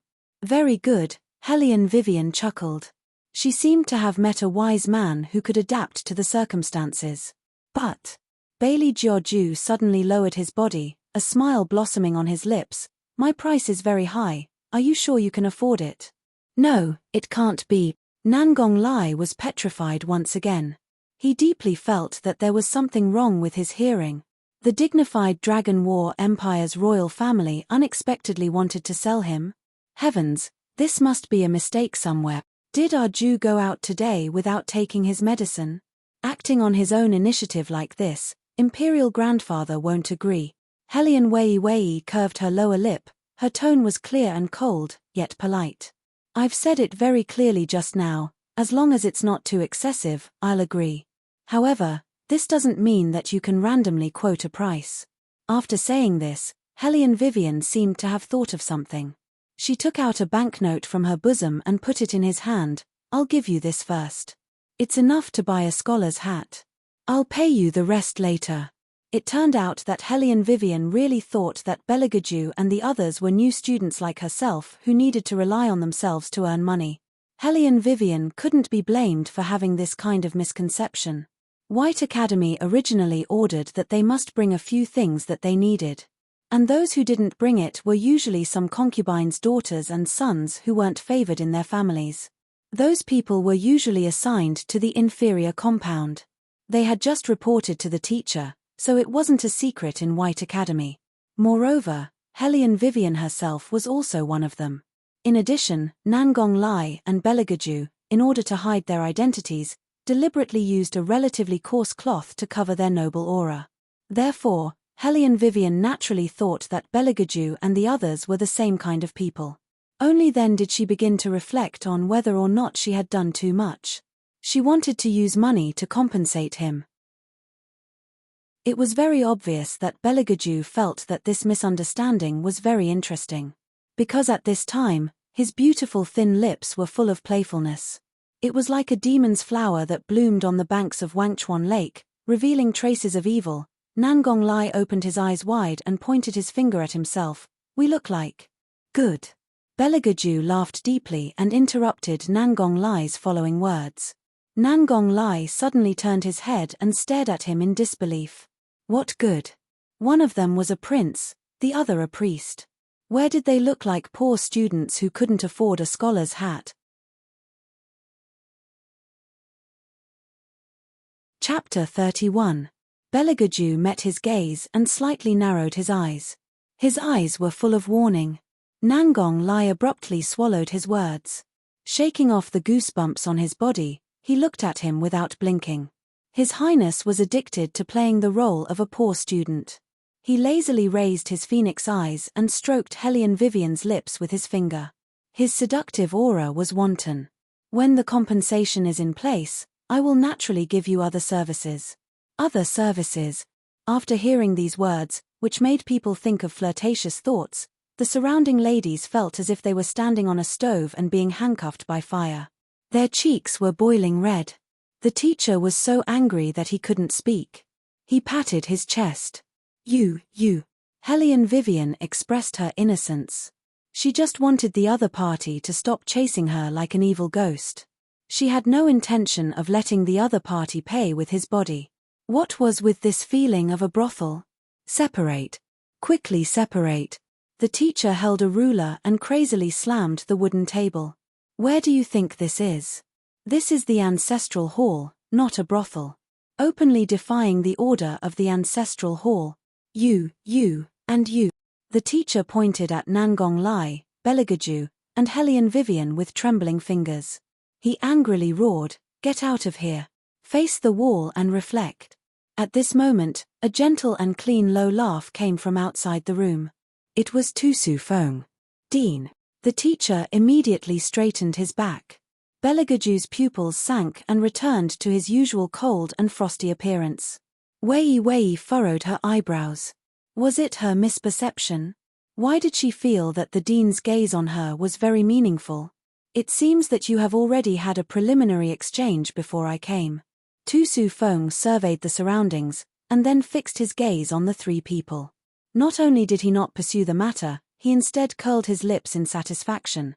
Seeing everyone so close to each other, I feel very gratified. Hearing this, the corners of everyone's mouths twitched. Dean, which pair of eyes did you see them being lovey-dovey? That's clearly mutual hatred. Tusu Feng was still smiling. His gaze seemed to sweep past Hellion Vivian. Interesting, that iceberg nephew of his could actually tolerate this little girl to live. According to a normal situation, blood should have been spilled here. After all, with that brat's temper, other than the retired emperor, he never cared about anyone else. Tilda not simple. Perhaps, he should properly investigate this little girl's identity. Perhaps something interesting would happen. As if he had seen an interesting program, the corners of Tusu Feng's mouth curled up slightly. Then, he put his left hand on his right hand and patted it. All right, now line up. What are you doing? Ever since Tusu Feng came in, Nangong Lai became a little more serious, but his tone was still charming. Little Baldy, who was standing next to Tusu Feng, glared at him fiercely. Then, with a kick, he sent him flying. By cough, you. After Nangong Lai jumped up, he seemed to have thought of something. The name that was at the tip of his tongue quickly turned into the word you. Little Baldy's face was expressionless. He ate the meat bun in his hand and warned in a dignified manner, "Those who question the dean, die." The more Hellion Vivian looked at him, the more she felt that this little Baldy was extremely cute. She really wanted to reach out and pinch him. Unfortunately, little Baldy's vigilance was too strong. It seemed that apart from the dean, he was extremely cold and overbearing to anyone who tried to get close to him. Why did she feel that he was a bit like that person? Hellion Vivian glanced at Belagaju's direction. The more she looked, the more she felt that the two people looked a bit alike. But after carefully calculating their ages, she felt that it was impossible. Even if this man's aura was strong, he was still only a 17 or 18-year-old youth. No matter how precocious he was, it was impossible for him to give birth to a 5 or 6-year-old baby. However, what Hellion Vivian cared about the most was Tusu Feng's attitude. This seemingly gentle and harmless dean had a faint smile from beginning to end. It seemed that no matter what happened around him, he could remain calm and collected. A person who was able to do this was absolutely not as simple as a dean of an academy. Seeming to have noticed Wei's gaze, Tusu Feng beamed as he looked at her and continued to speak. It seems that everyone is very curious about my upcoming arrangements. This year's White Academy's regulations will be different from previous years. In a moment, you guys and the new students from the excellent, good, and good courtyards will work together to determine the courses that you'll be majoring in the future. This course, you guys can choose according to your own ideas. However, there is one point. Once you have chosen, you must compete in the new student exam 1 month from now. Those who do not pass, unfortunately, will lose the qualifications to be a student. This news was undoubtedly explosive to the new students of the inferior compound. Everyone was stunned and looked at each other blankly, and Tu Su Feng seemed to feel that this stimulation was not enough. He rubbed his chin and added, "Oh, I forgot to say. The passing rate is only 30%. I wish you all good luck."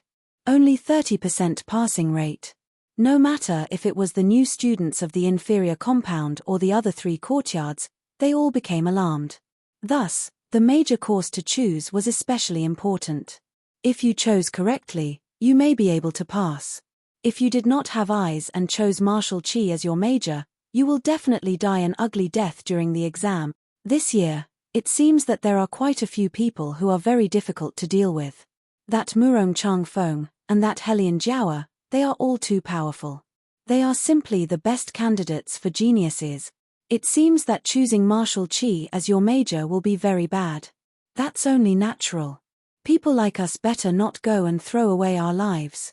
Next, Helian Vivian. The headmaster's deep and aged voice interrupted the whispers around him. Helian Vivian lazily stretched her waist and placed her hand on the back of her neck. She moved her hands left and right in a handsome manner, then walked towards the master. The master flipped through the old yellow scroll in his hand. Seeing that it was a new student of the inferior compound, he did not raise his head and pointed to the side. "Medicine refinement is over there. You can directly go over." Helian Vivian did not move at all. She lowered her eyes and looked at the master in front of her. Her tone was indifferent. "I chose martial qi, not medicine refinement." "What did you say? You want to choose martial qi?" The master did not dare to believe what he had heard. He unconsciously raised his voice by a few decibels. In an instant, everyone's eyes were focused on Helian Vivian. They all roared with laughter. Is this trash an idiot? A person who scored 0 in the exam actually dares to major in martial qi? What is she going to do? Looking for abuse? Even if she wants to attract other people's attention, there is no need to use this kind of method, right? Sure enough, she is a love-struck fool. She would do anything for Lord Murong. You're saying that she is doing all this for Murong Chang Feng? Suddenly, a sinister chuckle entered the room without warning. Chapter 32. The young girls who were gossiping excitedly suddenly blushed. They shyly looked at Nangong Lai's handsome face and whispered, "Does young master know? That woman is very clingy to Lord Murong. Every day, she thinks of ways to surround Lord Murong. She annoyed Lord Murong so much that he broke off the engagement.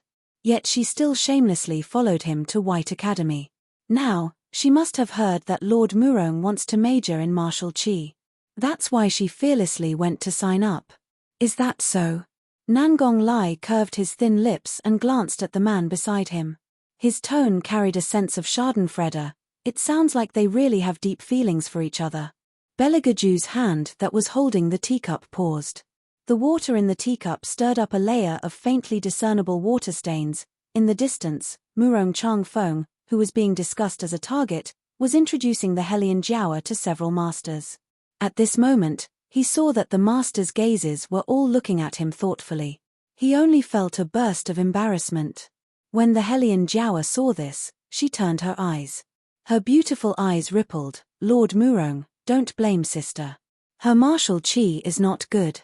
Her heart is also anxious, so she thought of such a countermeasure. I'm afraid she wants to borrow Lord Murong's glory. Trash will always be trash." Murong Chang Feng indifferently said, as if he was only stating a fact. However, he didn't notice that Grandmaster Zizun, who was sitting at the top, was furrowing his brows. He seemed to be doing his best to suppress the anger in his heart. Trash? This group of blind little brats dared to call his good disciple a piece of trash. If she was trash, then they were mud. They couldn't even be called objects. Zizun, this is the disciple I mentioned to you before. Come, Chang Feng. Quickly come and greet the master. Murong Chang Feng was delighted. He was just about to step forward and salute. Zizun coldly interrupted him. This old man can't accept Lord Murong's compliments. That year, wasn't the Hellion family destroyed by such compliments? This old man can forget about it. Everyone stared blankly. They really didn't understand why Zizun was fine just now, but now his temper suddenly flared up. Furthermore, he even mentioned the Hellion family. The smile on Murong Chang Feng's face was also somewhat stiff. He was the noble heir of the prince's mansion. When had he ever received this kind of treatment? However, he knew that the person in front of him was not someone else, but rather the sovereign who was known as the state preceptor. This old man's temper was even more unpredictable than his master's. It was hard to please him. The Hellion Jiaoer wholeheartedly wanted to help Murong Shao Feng out of this predicament. She spoke in a clear and melodious voice. Great Master mentioned the Hellion family. Do you know my father? Of course I know. The supreme martial artist slowly stroked his white beard. The Hellion Jiaoer smiled and was about to use this opportunity to get closer to him. The supreme martial artist continued coldly, after marrying into the family, you still don't know your place. Bringing an outsider into the family is a classic example of betraying kindness. How can this old man not recognize you? Finishing his words, Zizun stood up, flicked his sleeves and left. Although that disciple of his didn't say anything, he, the supreme being, wasn't senile. Obviously, they were both daughters of the Hellion family. One lived such a pampered and comfortable life, while the other had to earn her own money to pay the entrance fee. What kind of character Hellion Guang Yarrow was, one could see clearly from this matter. However, I have to thank them for their ruthlessness. Otherwise, I wouldn't have been able to meet my dear disciple so quickly. And that Murong Chang Feng, I'm sure my disciple has already clearly seen his nature and knows that this kind of man is not acceptable. Thinking like this, the supreme martial artist more or less felt a little better. His disciple was a natural-born genius. A man who could match her must also be unique in this world. That's right. Some time ago, didn't the retired emperor say that he wanted to take advantage of this opportunity to choose a consort for that stinky brat who only knows how to lie in the ghost palace all day? Maybe I can let my disciple go and try. The supreme martial artist muttered to himself while secretly thinking in his heart. Speaking of which, that stinky brat should have already entered the superior compound. Why didn't he see him at the superior compound after 2 days? Could it be that he didn't enter the superior compound? No, that's impossible. No matter how arrogant that stinky brat is, he still more or less listens to the retired emperor's words. Moreover, when he was asked to re-enter the superior compound, he had it doesn't matter, it's just a change of place to sleep attitude. He shouldn't have not come. Then where in the world is he now? The test results are no. The teacher held the ancient scroll in his hand. The entire page was completely blank. He raised his head and looked at the tall figure in front of him. His eyebrows furrowed. You haven't tested even once before? Yes. Beligaju answered indifferently. The light and shadow passed through the branches and shattered on his face. Under the reflection of the morning sun, his bright and clean chin appeared even more arrogant and handsome. The teacher really couldn't stand these new students from the inferior compound. He waved his hand. Since it's like this, you go to the crystal ball and test it first. Then decide what you want to major in. No need. Beligaju's voice was cold, without the slightest trace of emotion. I choose martial chi. Another person from the inferior compound wants to major in martial chi. The teacher's heart was already blocked to a certain extent. Holding the brush in his hand, his face turned green as he growled. Next. The next one was Nangong Lai. Needless to say, you also want to choose martial chi, right? Nangong Lai wickedly shook his finger. The teacher thought that there was finally someone who knew his place. He was just about to tick the medicine. He heard the person laugh hedonistically. I want to choose divination. It said that there are a lot of girls there. The teacher was speechless. Are you here to learn something or to pick up girls? No matter what, in a compound with the worst aptitude, there were actually 2 people who whimsically chose martial chi. And the other person even more strangely chose divination. One must know that in the Dragon War Empire, divination masters were the same as martial cultivation masters. Both were very selective. Not everyone could master it. Was this person sure that he could? Or was it that he only chose divination for the sake of showing off? These people from the inferior compound were simply too much. This year's new students are really a mix of good and bad. The teacher recorded while shaking his head. Don't say that he had thoughts about the new students from the inferior compound. It was because their foundation was too poor. During the test, they wouldn't be given any opportunity to shrink back. Another teacher disdainfully curled his lips. Perhaps this is the difference between the inferior compound and the superior compound. Some people just don't know the height of the heavens and the depth of the earth. They are too arrogant. The superior compound is different. My God, you don't know how high that Hellion Jiao's martial chi is. For the academy, it can be considered a pleasant surprise. No wonder the dean looked so happy recently. Unlike those 3 people from the inferior compound, they were simply too arrogant. It was estimated that they didn't need to wait until a month later. They would be eliminated in advance during the test. The result was already very obvious. These 3 people simply wouldn't be able to go far. Chapter 33. At night, in the worst courtyard of the White Academy, the young girl flipped her hands, and the surroundings seemed to have a transparent airflow, covering her entire body. Yuan Ming's arrogant voice was full of surprise. Woman, I didn't expect you to be a manipulation-type martial artist. Manipulation-type martial artist? Hellion Vivian raised her eyebrows. In her memory, martial artists were only divided into stages: metal, wood, water, fire, and earth. The higher the stage, the darker the color of martial chi. What was a manipulation-type martial artist? This was the first time she heard of it. Yuan Ming looked at her, the corners of his mouth half-curved. According to the average person's point of view, the element and color of martial chi determines the level of a martial artist's ability. The lighter the color, the worse the aptitude. But, speaking to this point, he paused, his lips carrying an evil smile. Manipulation-type martial artists are the only exception in the world. Not only are they not in the 5 elements, even when emitting martial chi, they don't have any color, but they can manipulate the 5 elements of metal, wood, water, fire, and earth. They are the martial artist with the strongest attack power. Sounds good. Hellion Vivian lazily put a strawberry in her mouth, and casually took the wooden basin. Yuan Ming saw her so calm, and couldn't help but twitch the corner of his mouth. Did this woman know what the innate talent she possessed meant? It was simply a reckless waste of natural resources. It wasn't that Wei didn't care at all, but her whole body was sticky and flustered, so she wanted to take a bath. In order to avoid seeing anything that she shouldn't see again, before she entered the hot spring pool, she deliberately knocked on the door and looked around.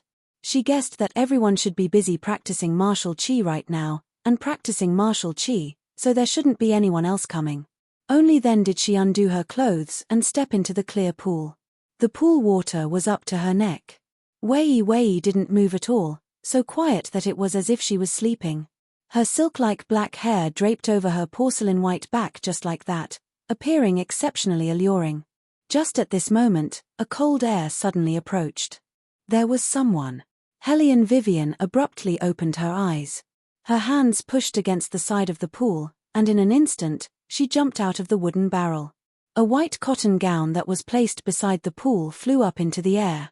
Hellion Vivian flipped sideways, and her hands and feet drilled into the gown in an instant. His left hand reached out from his sleeve, and just happened to tie the last belt of his clothes. The whole movement was smooth and swift, and the water droplets on his hair gradually dripped everywhere. At this time, a shadow gradually appeared in the fog. That person was icy cold, aloof, and proud. She stood alone, and her beauty was untainted by a single speck of dust. He was holding an ancient scroll in his hand, standing by the edge of the pool and looking down. His left shoulder was outlined by a black line. It was so beautiful that even the heavens and the earth were eclipsed. Who else could it be but Beligaju? When Hellion Vivian saw that it was him, she took her things and was about to leave. Unexpectedly, the sky and earth spun. The moment she stretched out her hand, Beligaju pressed her whole body against the stone wall. In an instant, the man's simple and elegant orchid scent entered her nose. It was not thick, and there was no smell of dust. It was not like the orchid scent in the bathroom. The fragrance was long, and it was rather heavy and simple. He supported his arms on both sides of her. His dark hair was like the best brocade, coldly rubbing against her face, blocking the dim light. "What are you doing?" Hellion Vivian did not expect that he would do such a thing. Her long, shapely eyebrows slightly raised. Wasn't the conflict between her and him already resolved? Beligaju looked at her. His gaze moved inch by inch from her wet hair to her neck, collarbone, and his eyes darkened. "I said that I will give you more services." The man's voice was deep, and his pair of eyes were so deep that it was easy for people to fall into them. His slightly hot breath sprayed on her slender body, scorching and seductive, making her feel numb and itchy. "Since you paid me, of course I have to keep my word. Otherwise, how can I be worthy of your 20 taels?" His voice was clear, but his evil smile was bewitching. Hearing this, Wei Wei stared blankly for a moment. Like lightning, she reached out and held Bailey Jiaju's wrist. After that, she gently pushed him away. The corners of her mouth carried a smile. That day was merely an accident. "It's only right for me to pay you money. You don't need to do anything else." Hearing the 4 words "keep your distance," Bailey Jiaju suddenly laughed, but that smile didn't reach his eyes. His amber pupils were suffused with an ice-cold light. Hellion Vivian did not look at him again. She turned around and walked out of the bamboo house to avoid any bad rumors. She was fine with it, but she didn't like to implicate others. After all, in ancient times, reputation was very important. These people spent so much energy and money to enter the school. First, they wanted to succeed in this place. Second, they wanted to make friends with the upper class. Among these girls, many of them wanted to fly up the branch and become a phoenix. Who was close to whom, who could not be offended, and who must be fawned over, everyone knew in their hearts. So, she had a premonition that Hellion Jiawa and her group would not let her go so easily. The night outside the window was getting darker and darker. It was so heavy that it seemed like splashed ink couldn't be melted. Beligaju was still standing in the bamboo house. His pair of eyes were floating, as if they were brewing ice. He casually placed his free hand on the stone wall. It was clearly a languid posture, but when he did it, it interpreted extreme danger. When Nangong Lai came in, he saw this scene. He shook his head with an evil aura. "Kai Kai. This is the first time that a woman was not tempted by you. It seems that our little kitten still doesn't have much yearning for his highness." Beligaju's slender index finger brushed past the thumb ring on his hand. He glanced at Nangong Lai. His elegance revealed a kind of alienation. It was difficult to approach him, and it made people fascinated. Seeing that he didn't have any reaction, Nangong Lai simply continued to speak. "No wonder people say that the eldest daughter of the Hellion family is dead set on that heir of the Murong family. I feel that maybe it's really like this. Otherwise, she wouldn't." He hadn't finished speaking when he was frightened by Beligaju's expression. That pair of bewitching cold eyes coldly stared at him. Step by step, he walked closer. That appearance was like a poisonous snake, not allowing people to say another word. Accompanied by a snap sound, Beligaju's young and strong figure slowly walked out of the bamboo house. He thoroughly became a creature of the night. Nangong Lai stared blankly in place. He looked at the shattered thumb ring on the ground. His mouth was wide open, and he didn't move at all. He was just angry. Chapter 34. In the darkness, Beligaju slowly walked. His entire person looked calm, yet emitted an extremely dangerous aura. A rustling sound came from the jungle, as if something was following him. Beligaju's footsteps paused, his voice cold. "Come out." Little bald head stiffened. With a tiger face and a meat bun in his mouth, his shoulders drooped as he revealed his human form. His small face carried a unique arrogance. "Brother." Bailey Jiu faintly hummed in agreement. It turned out that this little bald head was none other than Belegaju's seventh prince from the same mother and father, Bailey Kong Chen. The little one scratched his own ear. "Incomparably adorable. Brother, why didn't you go to the superior compound?" "Imperial grandfather has always been asking me." "Your superior compound woke up too early." Belegaju lazily lifted his eyelids. Without moving his expression, he swept his gaze over his exposed lotus root-like arms. His eyebrows slightly raised. "What did you do wrong?" Little Kong Chen lowered his head to look at those little gravity buckles and hid behind him. "I beat up the martial uncles of the superior compound." That group of old men gathered together and only knew how to gossip all day long. They actually said that brother wasn't qualified to major in martial chi. "They don't know me." Belegaju pried open his small meaty fist. With a crack, those gravity buckles fell to the ground. Millimeter. Little bald head's face was full of vigor. Soon after, he pouted somewhat aggrievedly, but master said that using brute force to fight is wrong. "As punishment, I can't eat meat for a week." Shadow. "Then what are you holding in your hand? Don't think that you can lie just because you're the seventh prince." Shadow. After Belegaju heard this, his expression didn't change at all. He put those gravity buckles on his wrist and said neither quickly nor slowly, "Go get some beef jerky." "Yes." Shadow's figure flashed, and in a short while, he came back with a paper bag. Little Kong Chen took it. His tiger eyes lit up as he took 2 big bites. While chewing the beef in his mouth, he didn't forget to tip him off. "Brother, you'd better hurry up and transfer to the superior compound. There are a few ministers' sons over there who don't know your identity. They've always wanted to find trouble with you. They even found me here and encouraged me to fight with you." "Humph, humph, they're simply too stupid. Let's go back after we finish eating." Belegaju's tone was very calm. Little Kong Chen lowered his eyes in disappointment. After a while, he raised his head again. "Brother, I followed master into the palace yesterday." Belegaju brushed the non-existent dust off his body and waited for him to continue. Little Kong Chen asked seriously, "Are you really going to choose an imperial concubine?"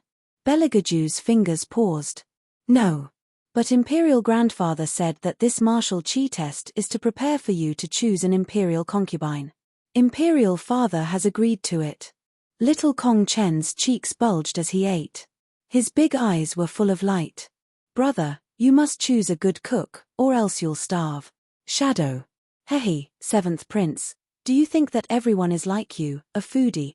Belegaju took off his outer robe and put it on the little one. Then he said, "I know, let's go back." "Brother, they all said that you sold yourself to a woman. That woman didn't like you, but that Lord Murong. Is this true?" Shadow suddenly shivered. "Seventh prince, seventh prince, why didn't you ask about other things? Why did you have to ask this question?" Belegaju paused. He reached out and put his hand into his pocket. When he lowered his head, he could see his firm and powerful skin. It was perfect and eye-catching. "Hellion Wei Wei." He chuckled softly as he read out these 4 words. The tip of his tongue lightly licked his thin lips as a bloodthirsty smile blossomed at the corners of his mouth. The north wind whistled past, rolling up his fluttering cloak, revealing that handsome face that could make people gasp at any time, indifferent and cold to the point that people couldn't even feel the slightest bit of warmth. The next day, a gentle breeze blew. The sky was clear and the air was refreshing. If one were to say what was the most interesting part of the entrance exam, it would be none other than the martial arts competition. It was said that the martial arts competition this time was personally overseen by Grandmaster Zi Zun. The superior compound's genius Murong Changfeng was the referee. The top 3 martial artists would have the qualifications to be transferred to the superior compound from the other compounds. Those who failed would be eliminated. Therefore, the people of the good and good compounds all gathered their energy for the sake of being able to enter the world's most powerful superior compound. "You guys look Those two people from the inferior compound really came. Everyone didn't restrain themselves at all as they covered their faces and laughed. Hellion my coldly humphed. Forget about that young master. I really don't understand why that good-for-nothing would blindly join in on the fun. Third sister, how many times have I told you? That's the eldest sister after all.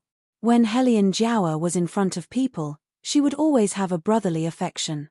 Everyone only thought that she was kind-hearted and liked her even more. Second miss, she's just a good-for-nothing. Why are you speaking up for her? We've all heard that she used to bully you quite a bit. That's right, second sister. Look at that good-for-nothing's arrogant appearance. Maybe a miracle will happen. It can't be like last time, where she can't even light up the crystal ball, right? Then she'll really make a fool of herself, ha ha ha. Hellion Mai laughed. The ridicule in her tone was very strong. Hellion Jiawa pretended to glare at her. When she looked at Hellion Vivian, she had a pitiful appearance. Eldest sister will do her best. After all, you don't have the slightest bit of martial chi. Even if the result isn't ideal, you shouldn't randomly throw a tantrum. These words sounded like they were for Hellion Vivian's good, but in reality, every sentence was reminding everyone that this good-for-nothing had made a fool of herself in the past. Everyone present knew that last time during the martial chi test, Hellion Vivian was really unspeakably embarrassed. She used all her strength to touch the crystal ball. Even when she tried to inject chi, she was sweating profusely and swaying. She put in so much effort, but in the end, that crystal ball only produced a little bit of gas, which was basically negligible. Even if that wasn't enough, she still insisted on being in the same group as Murong Changfeng.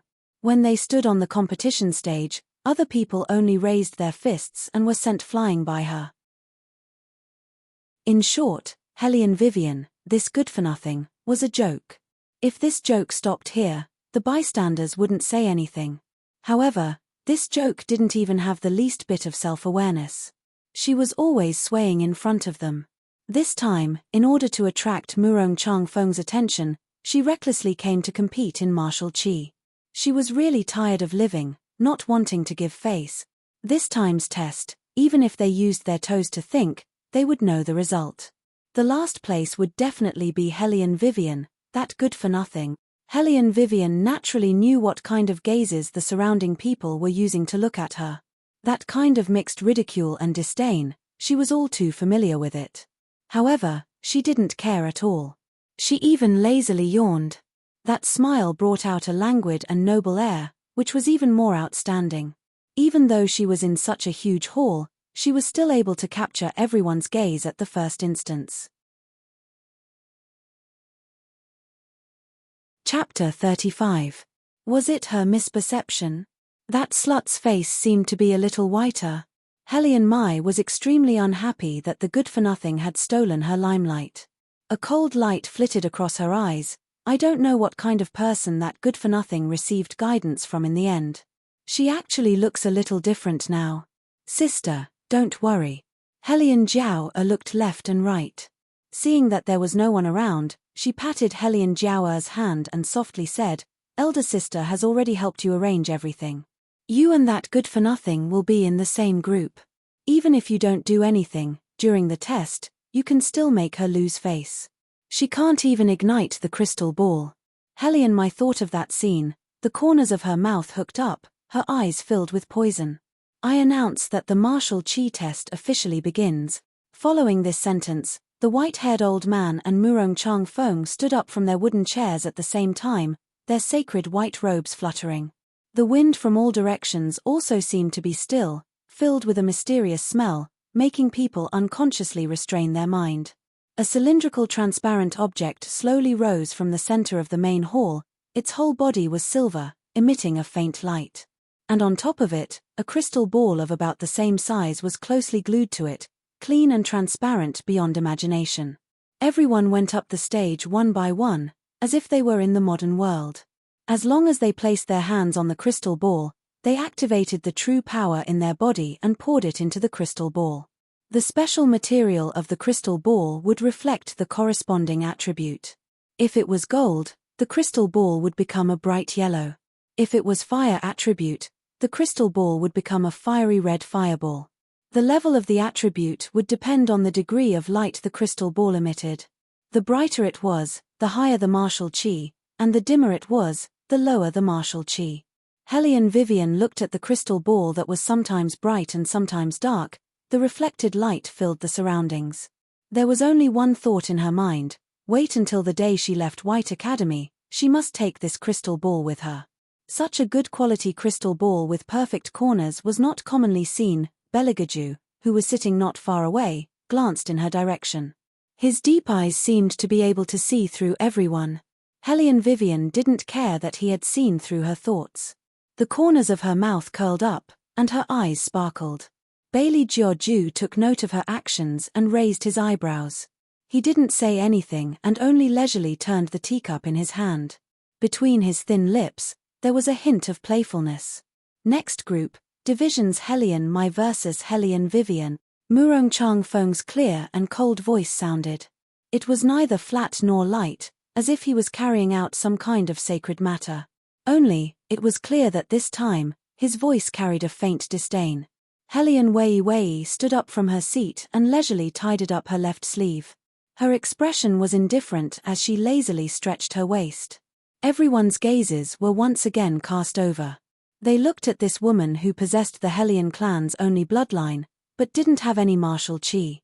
Their eyes were full of ridicule. Hellion Mai faced all around and smiled. Her face carried an unconcealable complacency.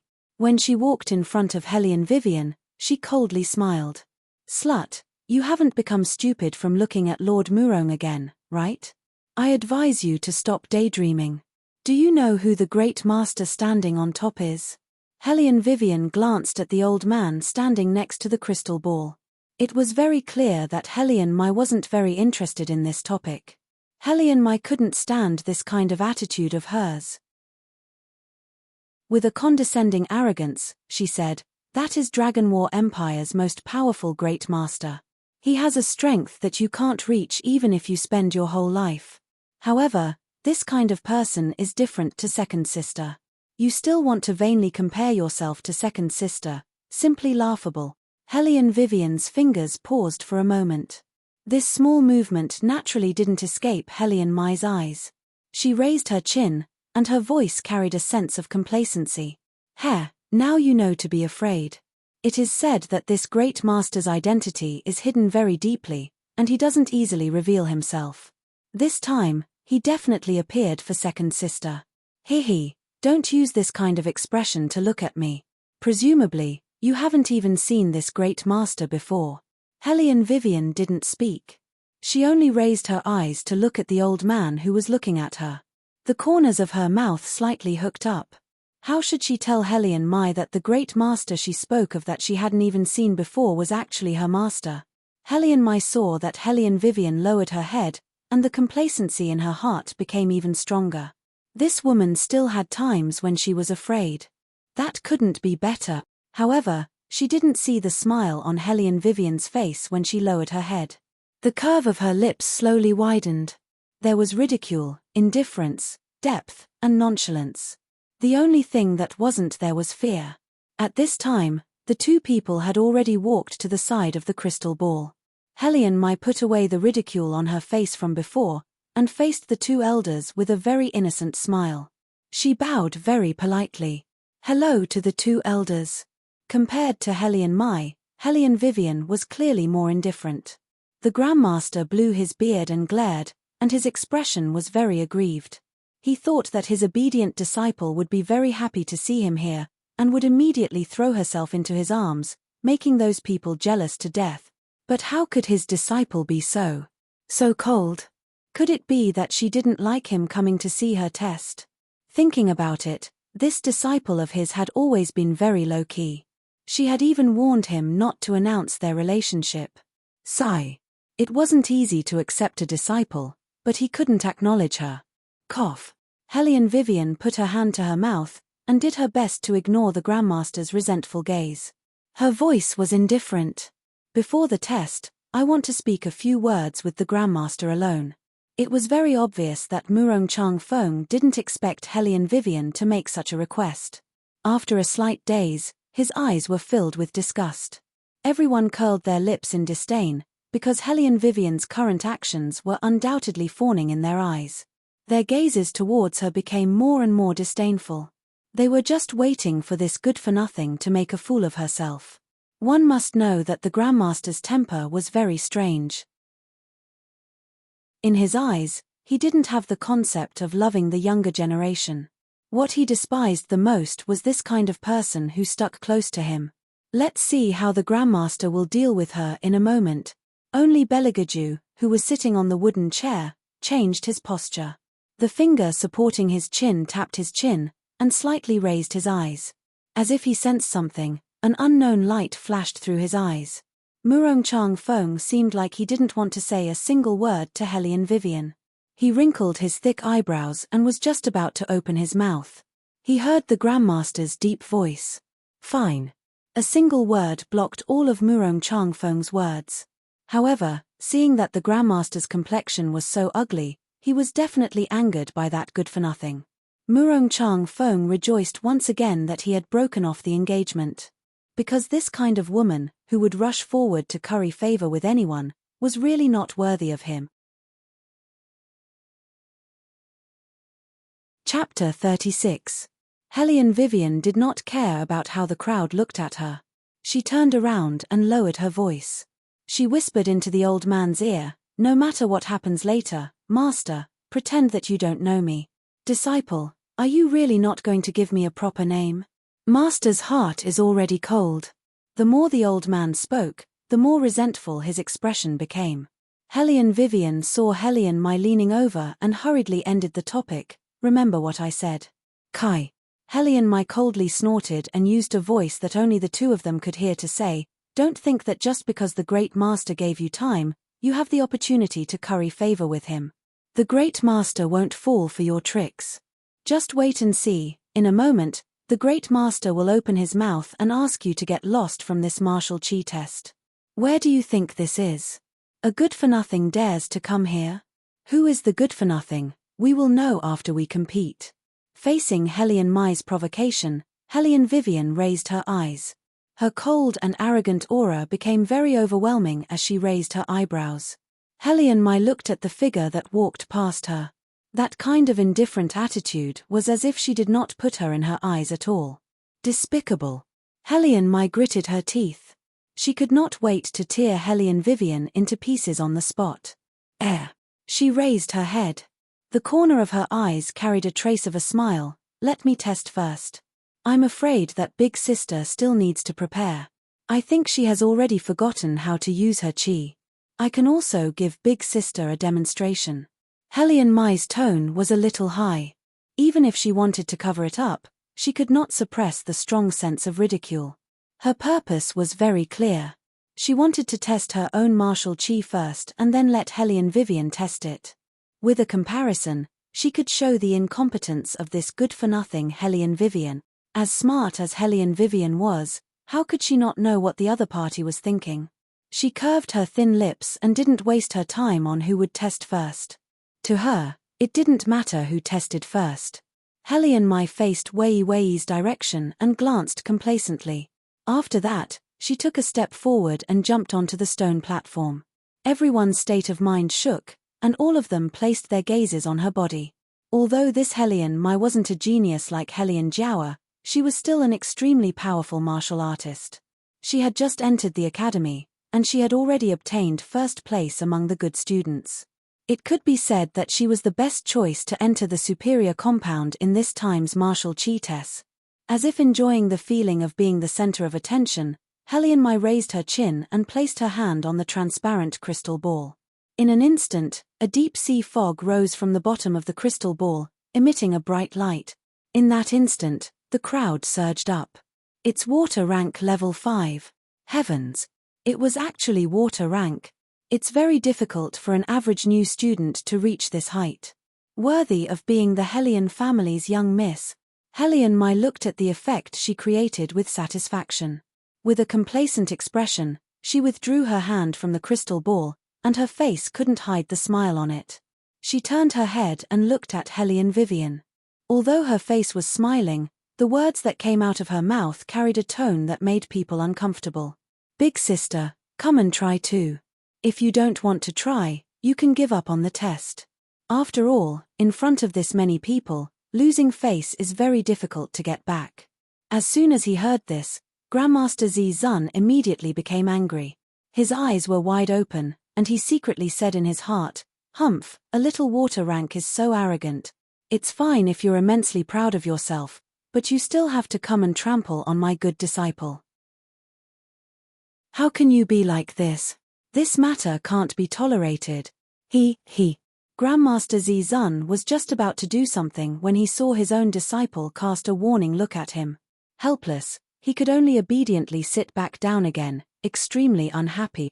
As if he sensed the change in the old man's mood, Beligaju, who was hidden below the stage, glanced at him, and the smile at the corner of his mouth became more and more intense. Sure enough, the little thing recognized that old man. Grandmaster Zun still didn't know that a certain highness that he was constantly thinking about was watching him from the crowd. The people below the stage could see clearly, and the people on the stage could see clearly. Therefore, at this time, Grandmaster Zun's mind was full of thoughts. With his own disciple's intelligence and wisdom, she would definitely surpass that girl who didn't know the immensity of heaven and earth.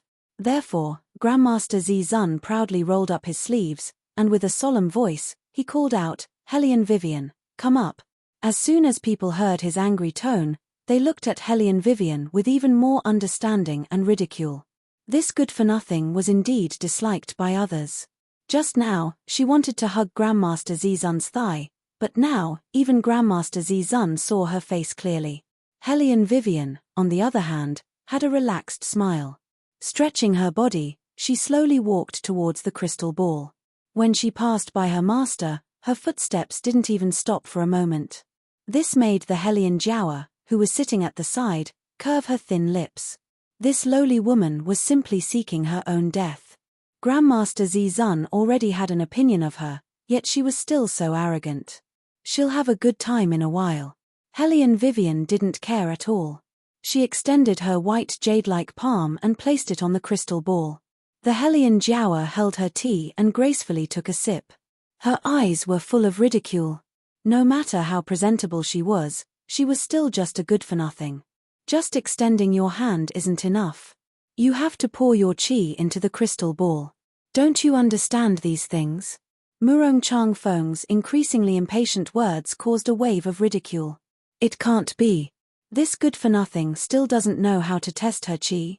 You guys forgot. She's just here to make a fool of herself. We just need to watch.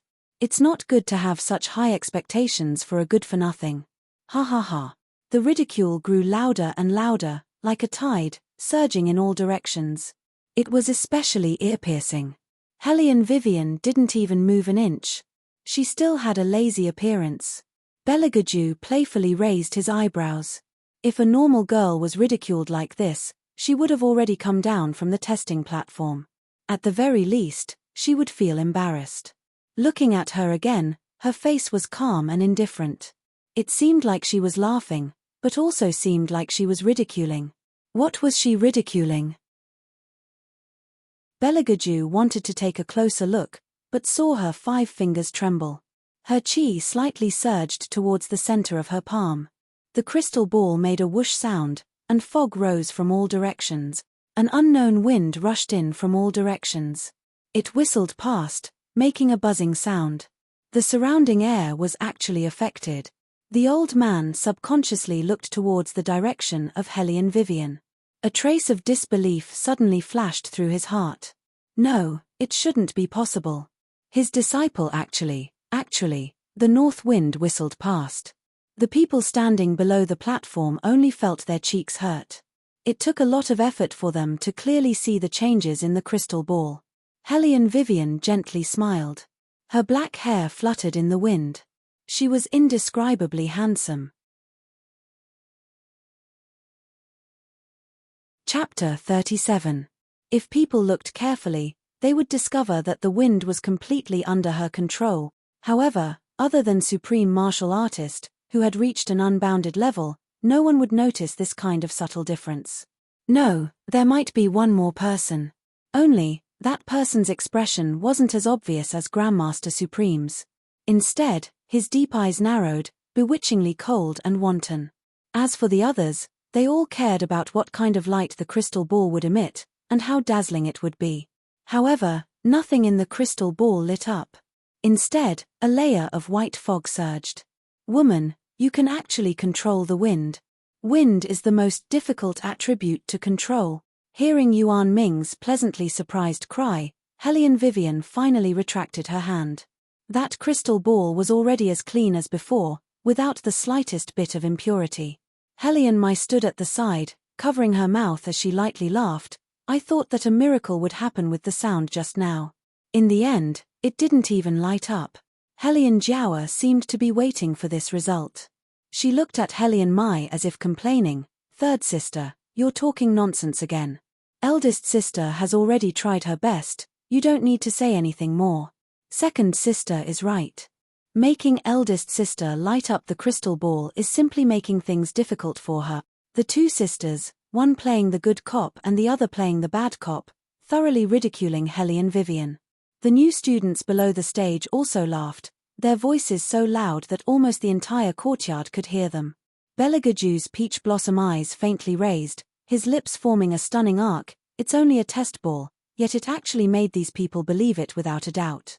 The contempt on his lips was very deep, as if he was mocking, yet also as if he was pondering. Seeing the arc on the side of his master's face, Yi couldn't help but shiver. He didn't know who was going to be unlucky again, and it was going to be extremely unlucky. Sitting on the stage, the more Grandmaster listened, the uglier his expression became. He saw through the two sisters' tricks, and anger couldn't help but rise in his heart. Bullying his good disciple so brazenly, did they treat him as a dead person? His good disciple was so good. She was smart, knew how to earn money, and even knew how to make armaments to make him happy. She didn't care if he taught her anything, and just took care of him like an old man. Isn't it just that the crystal ball didn't light up? What's the big deal? Moreover, this group of people simply did not understand how amazing his disciple's talent was.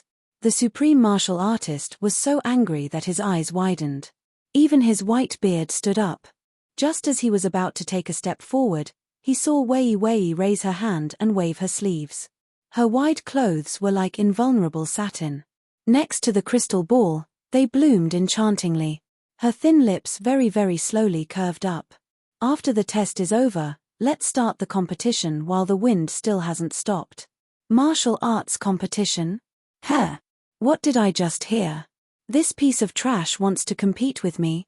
Hellion Mai dug her ears and laughed mockingly. I advise big sister to go down early, so that I won't beat you until you kneel and beg for mercy. After Hellion Vivian heard her words, she didn't get angry. Instead, she strolled over. Her body slightly leaned forward, and the corner of her mouth curved up into an evil arc. Then let's try. Let's see who will kneel and beg for mercy in the end. Hellion Vivian's voice was originally relatively clear. Resounding in the courtyard that was full of mocking laughter, there was actually a kind of breathtaking feeling that broke out of its shell. Since big sister is so impatient, then as a younger sister, I can only fulfill your wish. Fulfill your wish of going to hell. Hellion Mai narrowed her eyes, and her whole body emitted layers of watery mist. Seeing this scene, even more people didn't believe that Hellion Vivian would win. Because everyone knew that this was a competition without any suspense. Even if Hellion Vivian had martial chi, with her current ability, it was impossible for her to defeat a water class expert. Moreover, she didn't even have the ability to light up the crystal ball. How could she dare to overestimate herself and propose a martial arts competition? The atmosphere in the courtyard was getting thicker and thicker. They were all waiting to see how that trash would be crippled. Hellion Mai was even more ruthless. She directly took out an extremely lethal long whip. When the tail of the whip swept across the ground, it made a sound that made everyone feel pain. I'll give you a whip and directly end you. After saying that, Hellion Mai's wrist turned. The long whip soared, as if it could tear apart the wind, and with a whistling sound, it whipped towards Hellion Vivian. That kind of fast speed, no one could evade. Everyone thought in their hearts, if this whip fell, Hellion Wei Wei's face would definitely be ruined. However, what they didn't expect was that Hellion Vivian actually supported herself with one hand and beautifully flipped upside down. Using the rotation of her legs, she wrapped around the long whip. Hellion Mai's expression changed. She coldly snorted and quickly retracted the long whip. You have a lot of tricks. However, the game ends here. Go to hell, Pa. The long whip swung towards the sky. A violent wind blew, and true power surged. Countless amounts of water vapor wreaked havoc in the air. However, the target was only one person. Hellion Vivian. Seeing this scene, not only did Grandmaster wrinkle his eyebrows, even the Dean, Tusu Feng, who was watching from afar, shook his head in disapproval. Generally speaking, when facing a competitor with a great disparity in strength, one wouldn't kill them all. However, right now, Hellion Mai actually used her greatest killing move to deal with Hellion Vivian. This time, Hellion Vivian wouldn't just simply lose the competition. She would very likely lose her life. Hellion Mai complacently looked at the helpless Hellion Vivian who was tied up by the water vapor. She just knew that this trash wouldn't have the slightest bit of resistance under her hands. Right now, as long as she used a little bit of strength, she would immediately die. Wait a minute. That slut is laughing. At this kind of time, she's actually laughing. The wind has finally started. Hellion Vivian was indeed laughing. One of her hands was in her pocket, while the other was in the air. Feeling the flow of the air, her thin lips slightly curved, looking both handsome and demonic. The wind has started. What wind has started? This trash shouldn't have been scared silly, right? The freshmen simply couldn't understand what Hellion Vivian was saying. Once again, they roared with laughter. However, right at this moment, Hellion Vivian's figure suddenly stopped. Following that, like a phantom, she closed in, bringing along a strong wind that made people's breathing sluggish. Without waiting for Hellion Mai to react, an ice-cold feeling came from her neck. That cold and sharp edge made Hellion Mai's expression change in a flash. How could this be? She clearly didn't feel any martial chi from the opponent's body. How in the world did this trash break through her defense? Her black pupils slowly widened because she didn't dare to believe it. Hellion Mai looked at Hellion Vivian who was pinching her throat, her face extremely pale. The first time she was beaten by this trash, it was completely because she didn't expect her to dare to counterattack. In addition, at that time, she had to maintain her image, so she didn't even use martial chi. But this time, it was really because it was too fast. Everything was too fast, so fast that even her forelimbs seemed to have become stiff. Chapter 38. Hellion Jiaoa, who was sitting at the side, realized that something was wrong. She shouted at Hellion Mai, "Sister, what are you doing? Hurry up and move." Hellion Mai still maintained her previous posture. She couldn't even lift her hand. She wanted to move, but the pressure coming from all directions made her only able to stand there. This wind, it seemed to be pressing down on her body. Hellion Vivian smiled faintly and grabbed her collar. Her eyes were cold, her features were like frost, and her clothes fluttered in the wind. It was hard to conceal her frivolity. I, Hellion Vivian, have never been a love-struck fool. The Hellion clan has never produced a good-for-nothing. And you have lost. Bang! Hellion Mai was thrown to her knees. Her black hair was messed up into grass at some point. She cut an extremely sorry figure. One move, only one move, and a 4th-level water rank expert was defeated by her hand. This was simply unheard of. However, this heart-wrenching reality had truly appeared in front of everyone's eyes. For a moment, the entire audience was quiet. So quiet that only the slight sound of the wind could be heard. Except for Beligaju, almost everyone was so shocked that they couldn't close their mouth. Hellion Wei Wei stood on the stone platform. Her clear and cold little face only had tranquility, without the slightest trace of complacency and arrogance after victory. The golden sunlight shone in from outside the courtyard, the wind from all 4 directions stirred up the white clothes draped over her body, and her black hair fluttered in the wind. No one dared to call her trash again. This was the first time Hellion Vivian mentioned the Hellion clan in front of everyone. She was using this kind of method to tell the world that she was still here. The Hellion clan was still here. But no one expected that in the near future, Hellion Vivian would use an even more stunning method to tell them that not only was the Hellion clan still here, it could even make a comeback. Murong Chang Feng, who was closest to her, had a face of disdain, disgust, and finally shock. Every time his expression changed, his eyes never left Hellion Vivian for a moment. In that split second, it was as if his heart had been struck by something. As the referee, Murong Chang Feng was somewhat absent-minded. When Beligaju saw this, his hand that was holding the white jade teacup froze for a moment. The surrounding trees rustled. "Bitch, you tricked me." Hellion Mai placed her palms on the ground and glared at Hellion Vivian with reddened eyes. Her face was filled with unwillingness. She really lost. Losing was not scary. The most frightening thing was that she still didn't know what had happened. That bitch must have used some underhanded means. Cheating. Hellion Vivian sneered. She bent down and picked up the leaf by her feet. She fiddled with it for a while before throwing it away. A streak of blood immediately appeared on Hellion Mai's cheek. She looked at him and her eyes shook violently. Hellion Vivian chuckled and patted his face.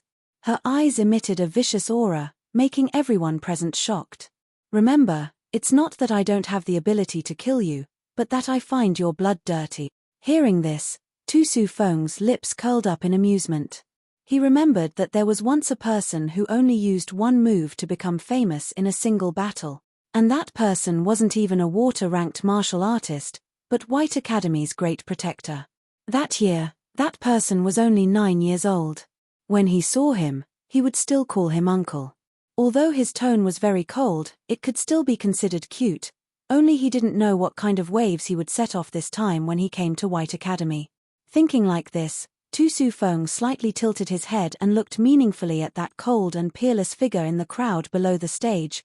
Beligaju didn't even lift his eyes. He lowered his eyes and fiddled with his fur cloak. The corner of Tu Su Feng's mouth twitched. In his eyes, all the people and things in the world couldn't compare to that outer garment of his. Only 10 years had passed and a small ice cube had become a large ice mountain. It was really boring. Actually, that good-for-nothing Miss Hellion didn't seem to be as simple as she looked.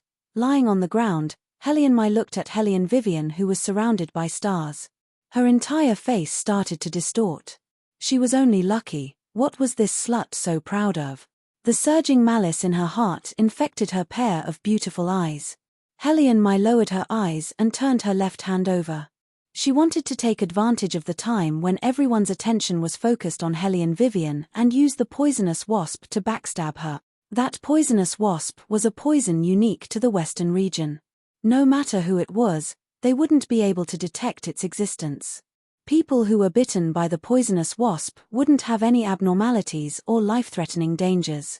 However, the poisonous wasp's venom could consume a bit of the cultivator's martial chi.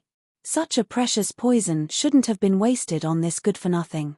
She wanted to save it for the next match. Since this slut didn't open her eyes, she would let her taste what it meant to be in so much pain that she wished she was dead. However, she still lacked a cover. Thinking of this, Hellion Mai glanced at the Hellion Jiaowa. The Hellion Jiaowa immediately understood her meaning and slightly leaned her body to block the other's line of sight. Hellion Mai waved her long sleeve and that poisonous wasp flew out. It was originally a foolproof plan. However, she didn't expect that at this moment, Hellion Vivian would suddenly look back. Behind her, there seemed to be an extra shadow.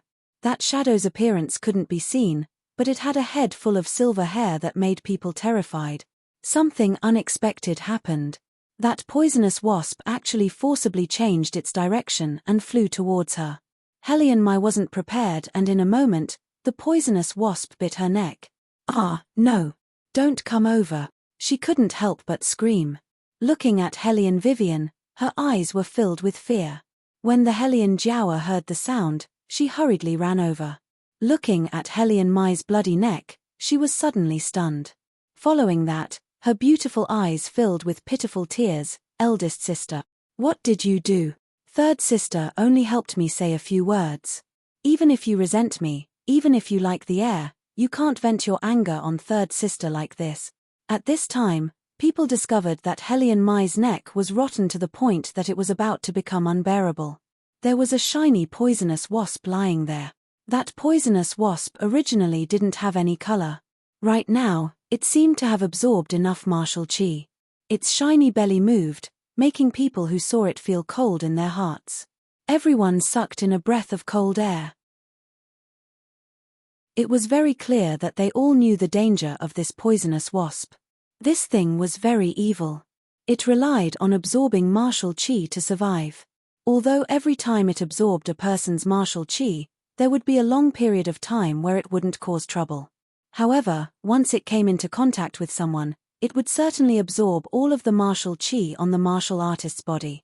No matter who it was, no one would be able to stop it. Unless the martial artist died, then it would leave the martial artist's skin. This Helion family's eldest daughter was indeed a vicious and merciless debauchee. Just for a man, she actually used such a sinister method to frame her own biological sister.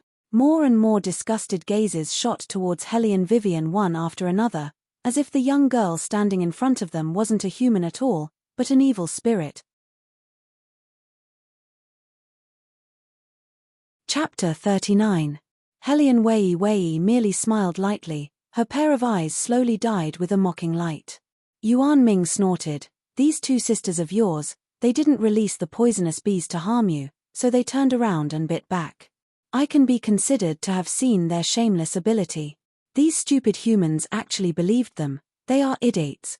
Helion Jiaoer naturally couldn't hear Yuan Ming's words. She reached out to support the heavily injured Helion Mai, crying heartbreakingly, "Eldest sister, in the defense department, third sister, and I have always let you have your way. When you bullied me, I also never said anything. Who told you to have the blood of the Helion clan flowing in your body? But this matter, we can't just let it go like this, there are still laws in this world." Helion Vivian crossed her arms and coldly looked at her, the corners of her mouth slightly curved. "It seems that second sister and I have the same thoughts. This matter really can't just let it go like this. Today, if it was the Helion Vivian of the past, encountering this kind of situation, they were bound to frame her like this. People's words were terrible, and the Helion Jiaoer used this point to frame Helion Vivian again and again. Helion Vivian never knew how to reason with them. But she was no longer the Helion Vivian of the past who could be fooled by them. Helion Jiaoer, this green tea bitch, wanted to scheme against her, her methods were still too inexperienced. She didn't know why, but looking at Helion Vivian's unmoved side profile, Helion Jiaoer faintly felt a chill in her heart. However, things had already reached this point, she didn't believe that this good-for-nothing still had a chance to turn things around. What could she use to gamble with so many people's mouths? Helion Jiaoer sneered in her heart, but her face was still like a pear blossom in rain. "I know, you don't like me. No matter how many times I explain, eldest sister will always find trouble with me because of Lord Murong. I can bear it, but third sister is still young. Eldest sister, how can you bear it?" The more she spoke, the sadder she became. When she got to the emotional part, her tears fell like a broken string of pearls. She really put on a good show. When the surrounding men saw this, they couldn't help but want to stand up for her. "I've long heard that a certain young lady is a hedonistic and unreasonable person. Now that I've seen her today, I'm convinced. This kind of girl, even if she was given to me for free, I wouldn't want her. No wonder Lord Murong couldn't help but divorce her." "Don't say that. She's done so much for Murong Rong." "That depends on whether Lord Murong is willing to let her do that." Hearing what was said, Murong Changfeng's body slightly stagnated for a moment. His cold face turned towards Helion Vivian. "How many times have I told you, you should stop your barbarism, yet you refused to listen. This time, I definitely won't let you off lightly." When he heard her last time, he thought that this woman had already given up on him. Looking at it now, it was indeed just a trick to play hard to get. Only, he never thought that she would become more and more ruthless for him. Helion Mai, who was originally bitten by the poisonous bees, heard Murong Changfeng's words. Her eyes flashed with a trace of light. Fortunately, second sister's reaction was fast enough. She wouldn't suffer this injury for nothing. Anyway, The poisonous bees were raised by her. When there was no one around, she could take back her martial chi. The most important thing was that slut's road had finally come to an end. Even if she won, so what? She would still be ridiculed by the world. Ha, a good-for-nothing young lady who lost her power also dared to fight with them. She was simply acting recklessly. Yes, we definitely can't let her off lightly. This kind of person doesn't deserve to stay at White Academy. Drive her out. Drive her out. At this time, everyone also echoed one after another. All of them were targeting Hellion Vivian. The corners of Wei Wei's mouth pulled up into a seemingly evil smile. Each and every one of them hated that they couldn't eat her up. It seemed that her charisma was really not small, to be able to make them so united as one. The old man watching from the side was really anxious. He wanted to help but found that he didn't know where to start. He didn't believe that his own disciple would use some poisonous bee to bite people. That girl's temperament had always been mild. She wouldn't do such a shameless thing, but the existence of that poisonous bee was enough to make his obedient disciple speechless. He was really afraid that these people would indiscriminately drive people away. But was that really the case? Would Hellion Vivian be speechless? Not at all. The reason why she didn't speak was because she was thinking. Of course, she wouldn't waste her breath to explain. Because Yuan Ming's existence couldn't be told to anyone. And no matter who it was, they wouldn't believe that Hellion Mai would use a poisonous bee to bite herself. So, rather than wasting time to explain, it was better to directly throw out the evidence for them to see. She believed that the evidence was on Hellion Mai's own body, and Hellion Jiaoer still didn't know anything. She extended her hand to block Murong Changfeng. Lord, please give me face and forgive eldest sister this time. As long as she is willing to kneel down to pour tea and apologize to third sister, this matter will be over. After all, we are sisters. I can't bear to see her being driven out like this. After speaking, Hellion Jiaoer lowered her eyes. Her long eyelashes covered her full satisfaction. She didn't forget that a few days ago, that slut almost made her kneel. Today, she wanted to make her pay back all of it. Miss Jiaoer, you're just too kind. This evil girl isn't worthy of your pity. This time, don't say that Lord won't forgive her, even we won't stand by and watch. Everyone's face was full of anger. The dean is also here. We will jointly submit a petition to expel her from the hospital. Facing this kind of aggressiveness, anyone would lack confidence and be somewhat flustered. However, Wei merely smiled as she absent-mindedly played with the leaf in her hand. Does it mean that whoever released the poisonous bees have to be kicked out of the academy? In the distance, Belagaju was planning to appear. When he heard her words, he slightly raised his eyes. His deep eyes overflowed with a thoughtful demonic chill. At this time, Tu Sufeng and the others also rushed over. Beside them was a little bald head holding a meat bun. Who released this? Tu Sufeng looked at the poisonous bee that was full of qi and slightly frowned. A pair of eyes that could see through everything swept over everyone one by one, carrying a suffocating anger. He didn't think that in White Academy, there would be someone who dared to use this kind of poison. Hellion Mai also cried, Dean, you must uphold justice for me. I only said a few words to eldest sister, telling her not to run around Lord Murong, and she released this poisonous bee to bite me. Tu Sufeng calmly listened and suddenly stared at Hellion Mai. Is it really like this?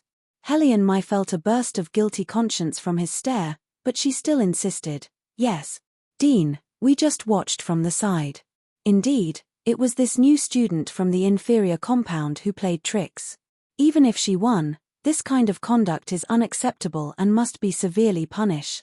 The teachers were also on the side. The older students chimed in. Their voices also contained a bit of indignation.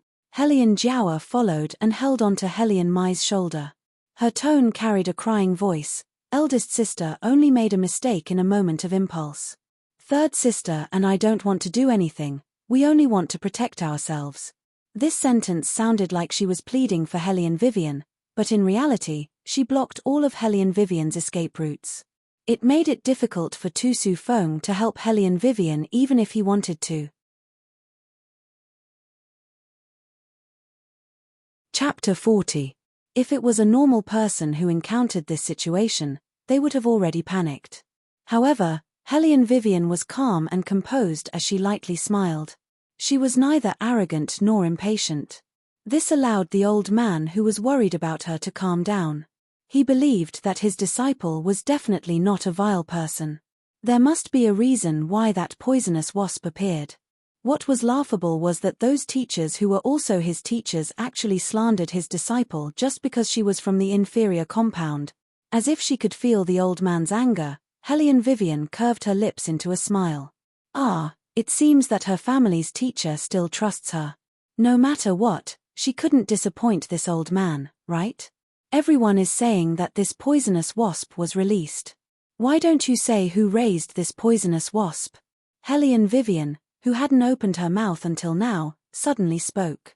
Her voice was so cold that it was hard for people to ignore it. Beligaju, who was hiding in the shadows, evilly raised his eyebrows. He looked at Hellion Vivian with a playful gaze. Everyone didn't understand. It was fine if she didn't try to absolve herself, but why did she say such nonsense? As for the main culprit, in the instant that Hellion Vivian said those words, her body completely froze. Impossible. That slut couldn't possibly know that method. Since everyone can't think of who it is, then let me tell everyone. Hellion Vivian's figure suddenly moved. The leaf in her hand danced in the wind, like a small knife cutting through Hellion Mai's sleeve. Only the sound of cloth rustling could be heard. An embroidered flower made of jade fell to the ground with a thud. That embroidered flower was very small. If it wasn't for its special color, it would have been very hard to notice. Hellion Mai's face completely paled. She wanted to stand up and continue to make a scene to divert everyone's attention. However, how could Hellion Vivian allow that? She was the first to pick up the embroidered flower and played with it slowly. Her tone was neither fast nor slow. I think all the experienced and knowledgeable teachers should know what this is. Blood jade is a necessity for raising poisonous bees. Because of it, the poisonous bees will be able to settle down and not target people. Third sister, your poisonous bees have bitten you, so why are you blaming me? Big sister. The Hellion Jiaoer saw the blood jade and knew that the situation was not good. She hurriedly tried to explain. Hellion Vivian interrupted her with a sneer. You too. Your relationship with third sister is so good that there is no distinction between you and me. You already knew that this poisonous wasp was raised by her, yet you still forced me to do so, wanting the dean to kick me out.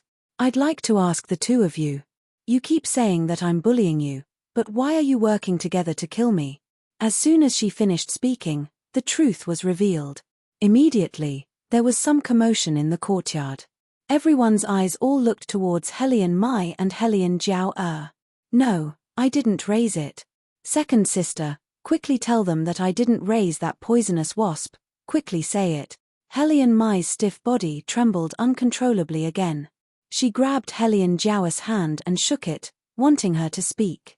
However, Hellion Jiaoer was unable to protect herself now, so how could she defend Hellion Mai?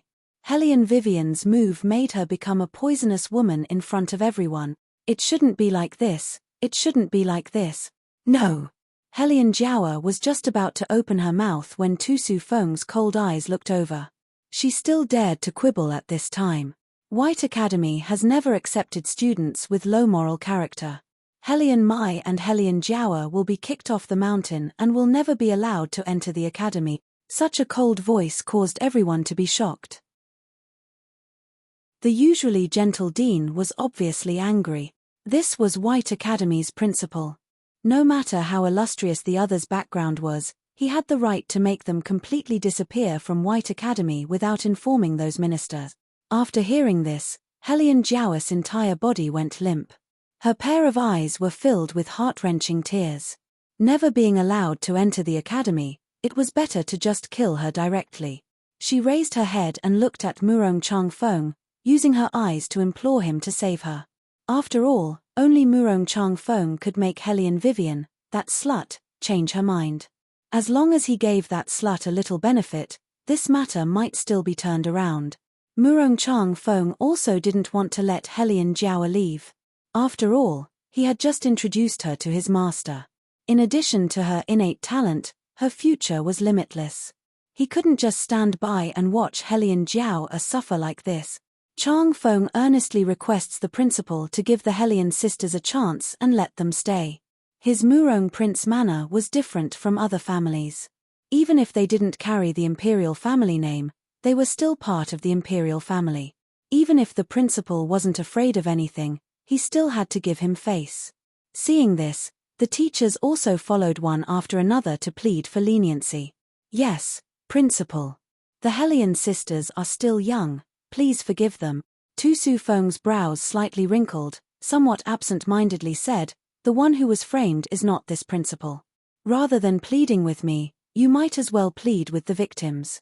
Everyone stared blankly, only then did they look at Hellion Vivian, who had been cold and indifferent from beginning to end. Murong Chang Feng thought for a moment before saying, this time, everyone misunderstood you.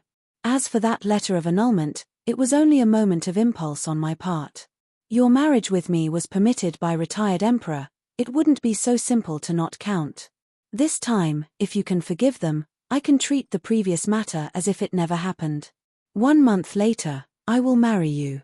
His voice was very pleasant to hear, clear and cold with a hint of gloominess. Coupled with that luxurious appearance and deep eyes, it could almost make any young girl's heart beat. After all, these words were almost equivalent to admitting that Hellion Vivian was his future wife. The people standing here all knew that everything that Hellion Vivian did today was only to be able to obtain Murong Changfeng's attention. She liked him for 10 years. In these 10 years, time and time again, she racked her brains to think of ways to make him like her. Because of this, she suffered a lot and made a fool of herself. They all saw it. Only, Murong Changfeng didn't even want to see her once, let alone marry her. He stubbornly delayed the marriage contract again and again. This was great. Lord Murong finally promised to marry her in a month's time. How could she continue to pursue this matter? She would definitely be unable to close her mouth from smiling. Sure enough. Hellion Vivian softly smiled, as if she would agree to all of Murong Changfeng's requests. If you want me to forgive them, it's also possible. Suddenly, Belegaju's back that was leaning against the tree trunk slightly paused. The towering ancient tree shook and more than 10 leaves fell down. Murong Changfeng's lips curved into a smile. He just knew that she had done so much for him. Perhaps, he could try to treat her a little better in the future. After all, he also didn't want to lose the gaze that was always watching him. A few days ago, because of her change, he was still somewhat irritated. Although he didn't have any feelings for her. However, after that gaze that was filled with adoration and shyness disappeared. His whole person seemed to be somewhat wrong. Now that he thought about it, she was just forcing herself, saying that if she wanted him, he could take it away. She was simply lying to herself. This point was actually somewhat cute. Just like when they were young, that person pulled on his sleeve, aggrievedly practicing martial chi, white and tender little face filled with naughty cuteness. The more Murong Changfeng thought about it, the more likely it was. He couldn't help but laugh out loud, strolling towards Hellion Vivian. Belegaju's back that was leaning against the tree trunk once again tightened, the curve of his mouth slowly became cold. Under his long sleeves, his fingers slightly stiffened, as if he was silently enduring something. You're tuning in to the Celestial War YouTube channel. Don't forget to subscribe and join us on this journey to catch the most captivating stories.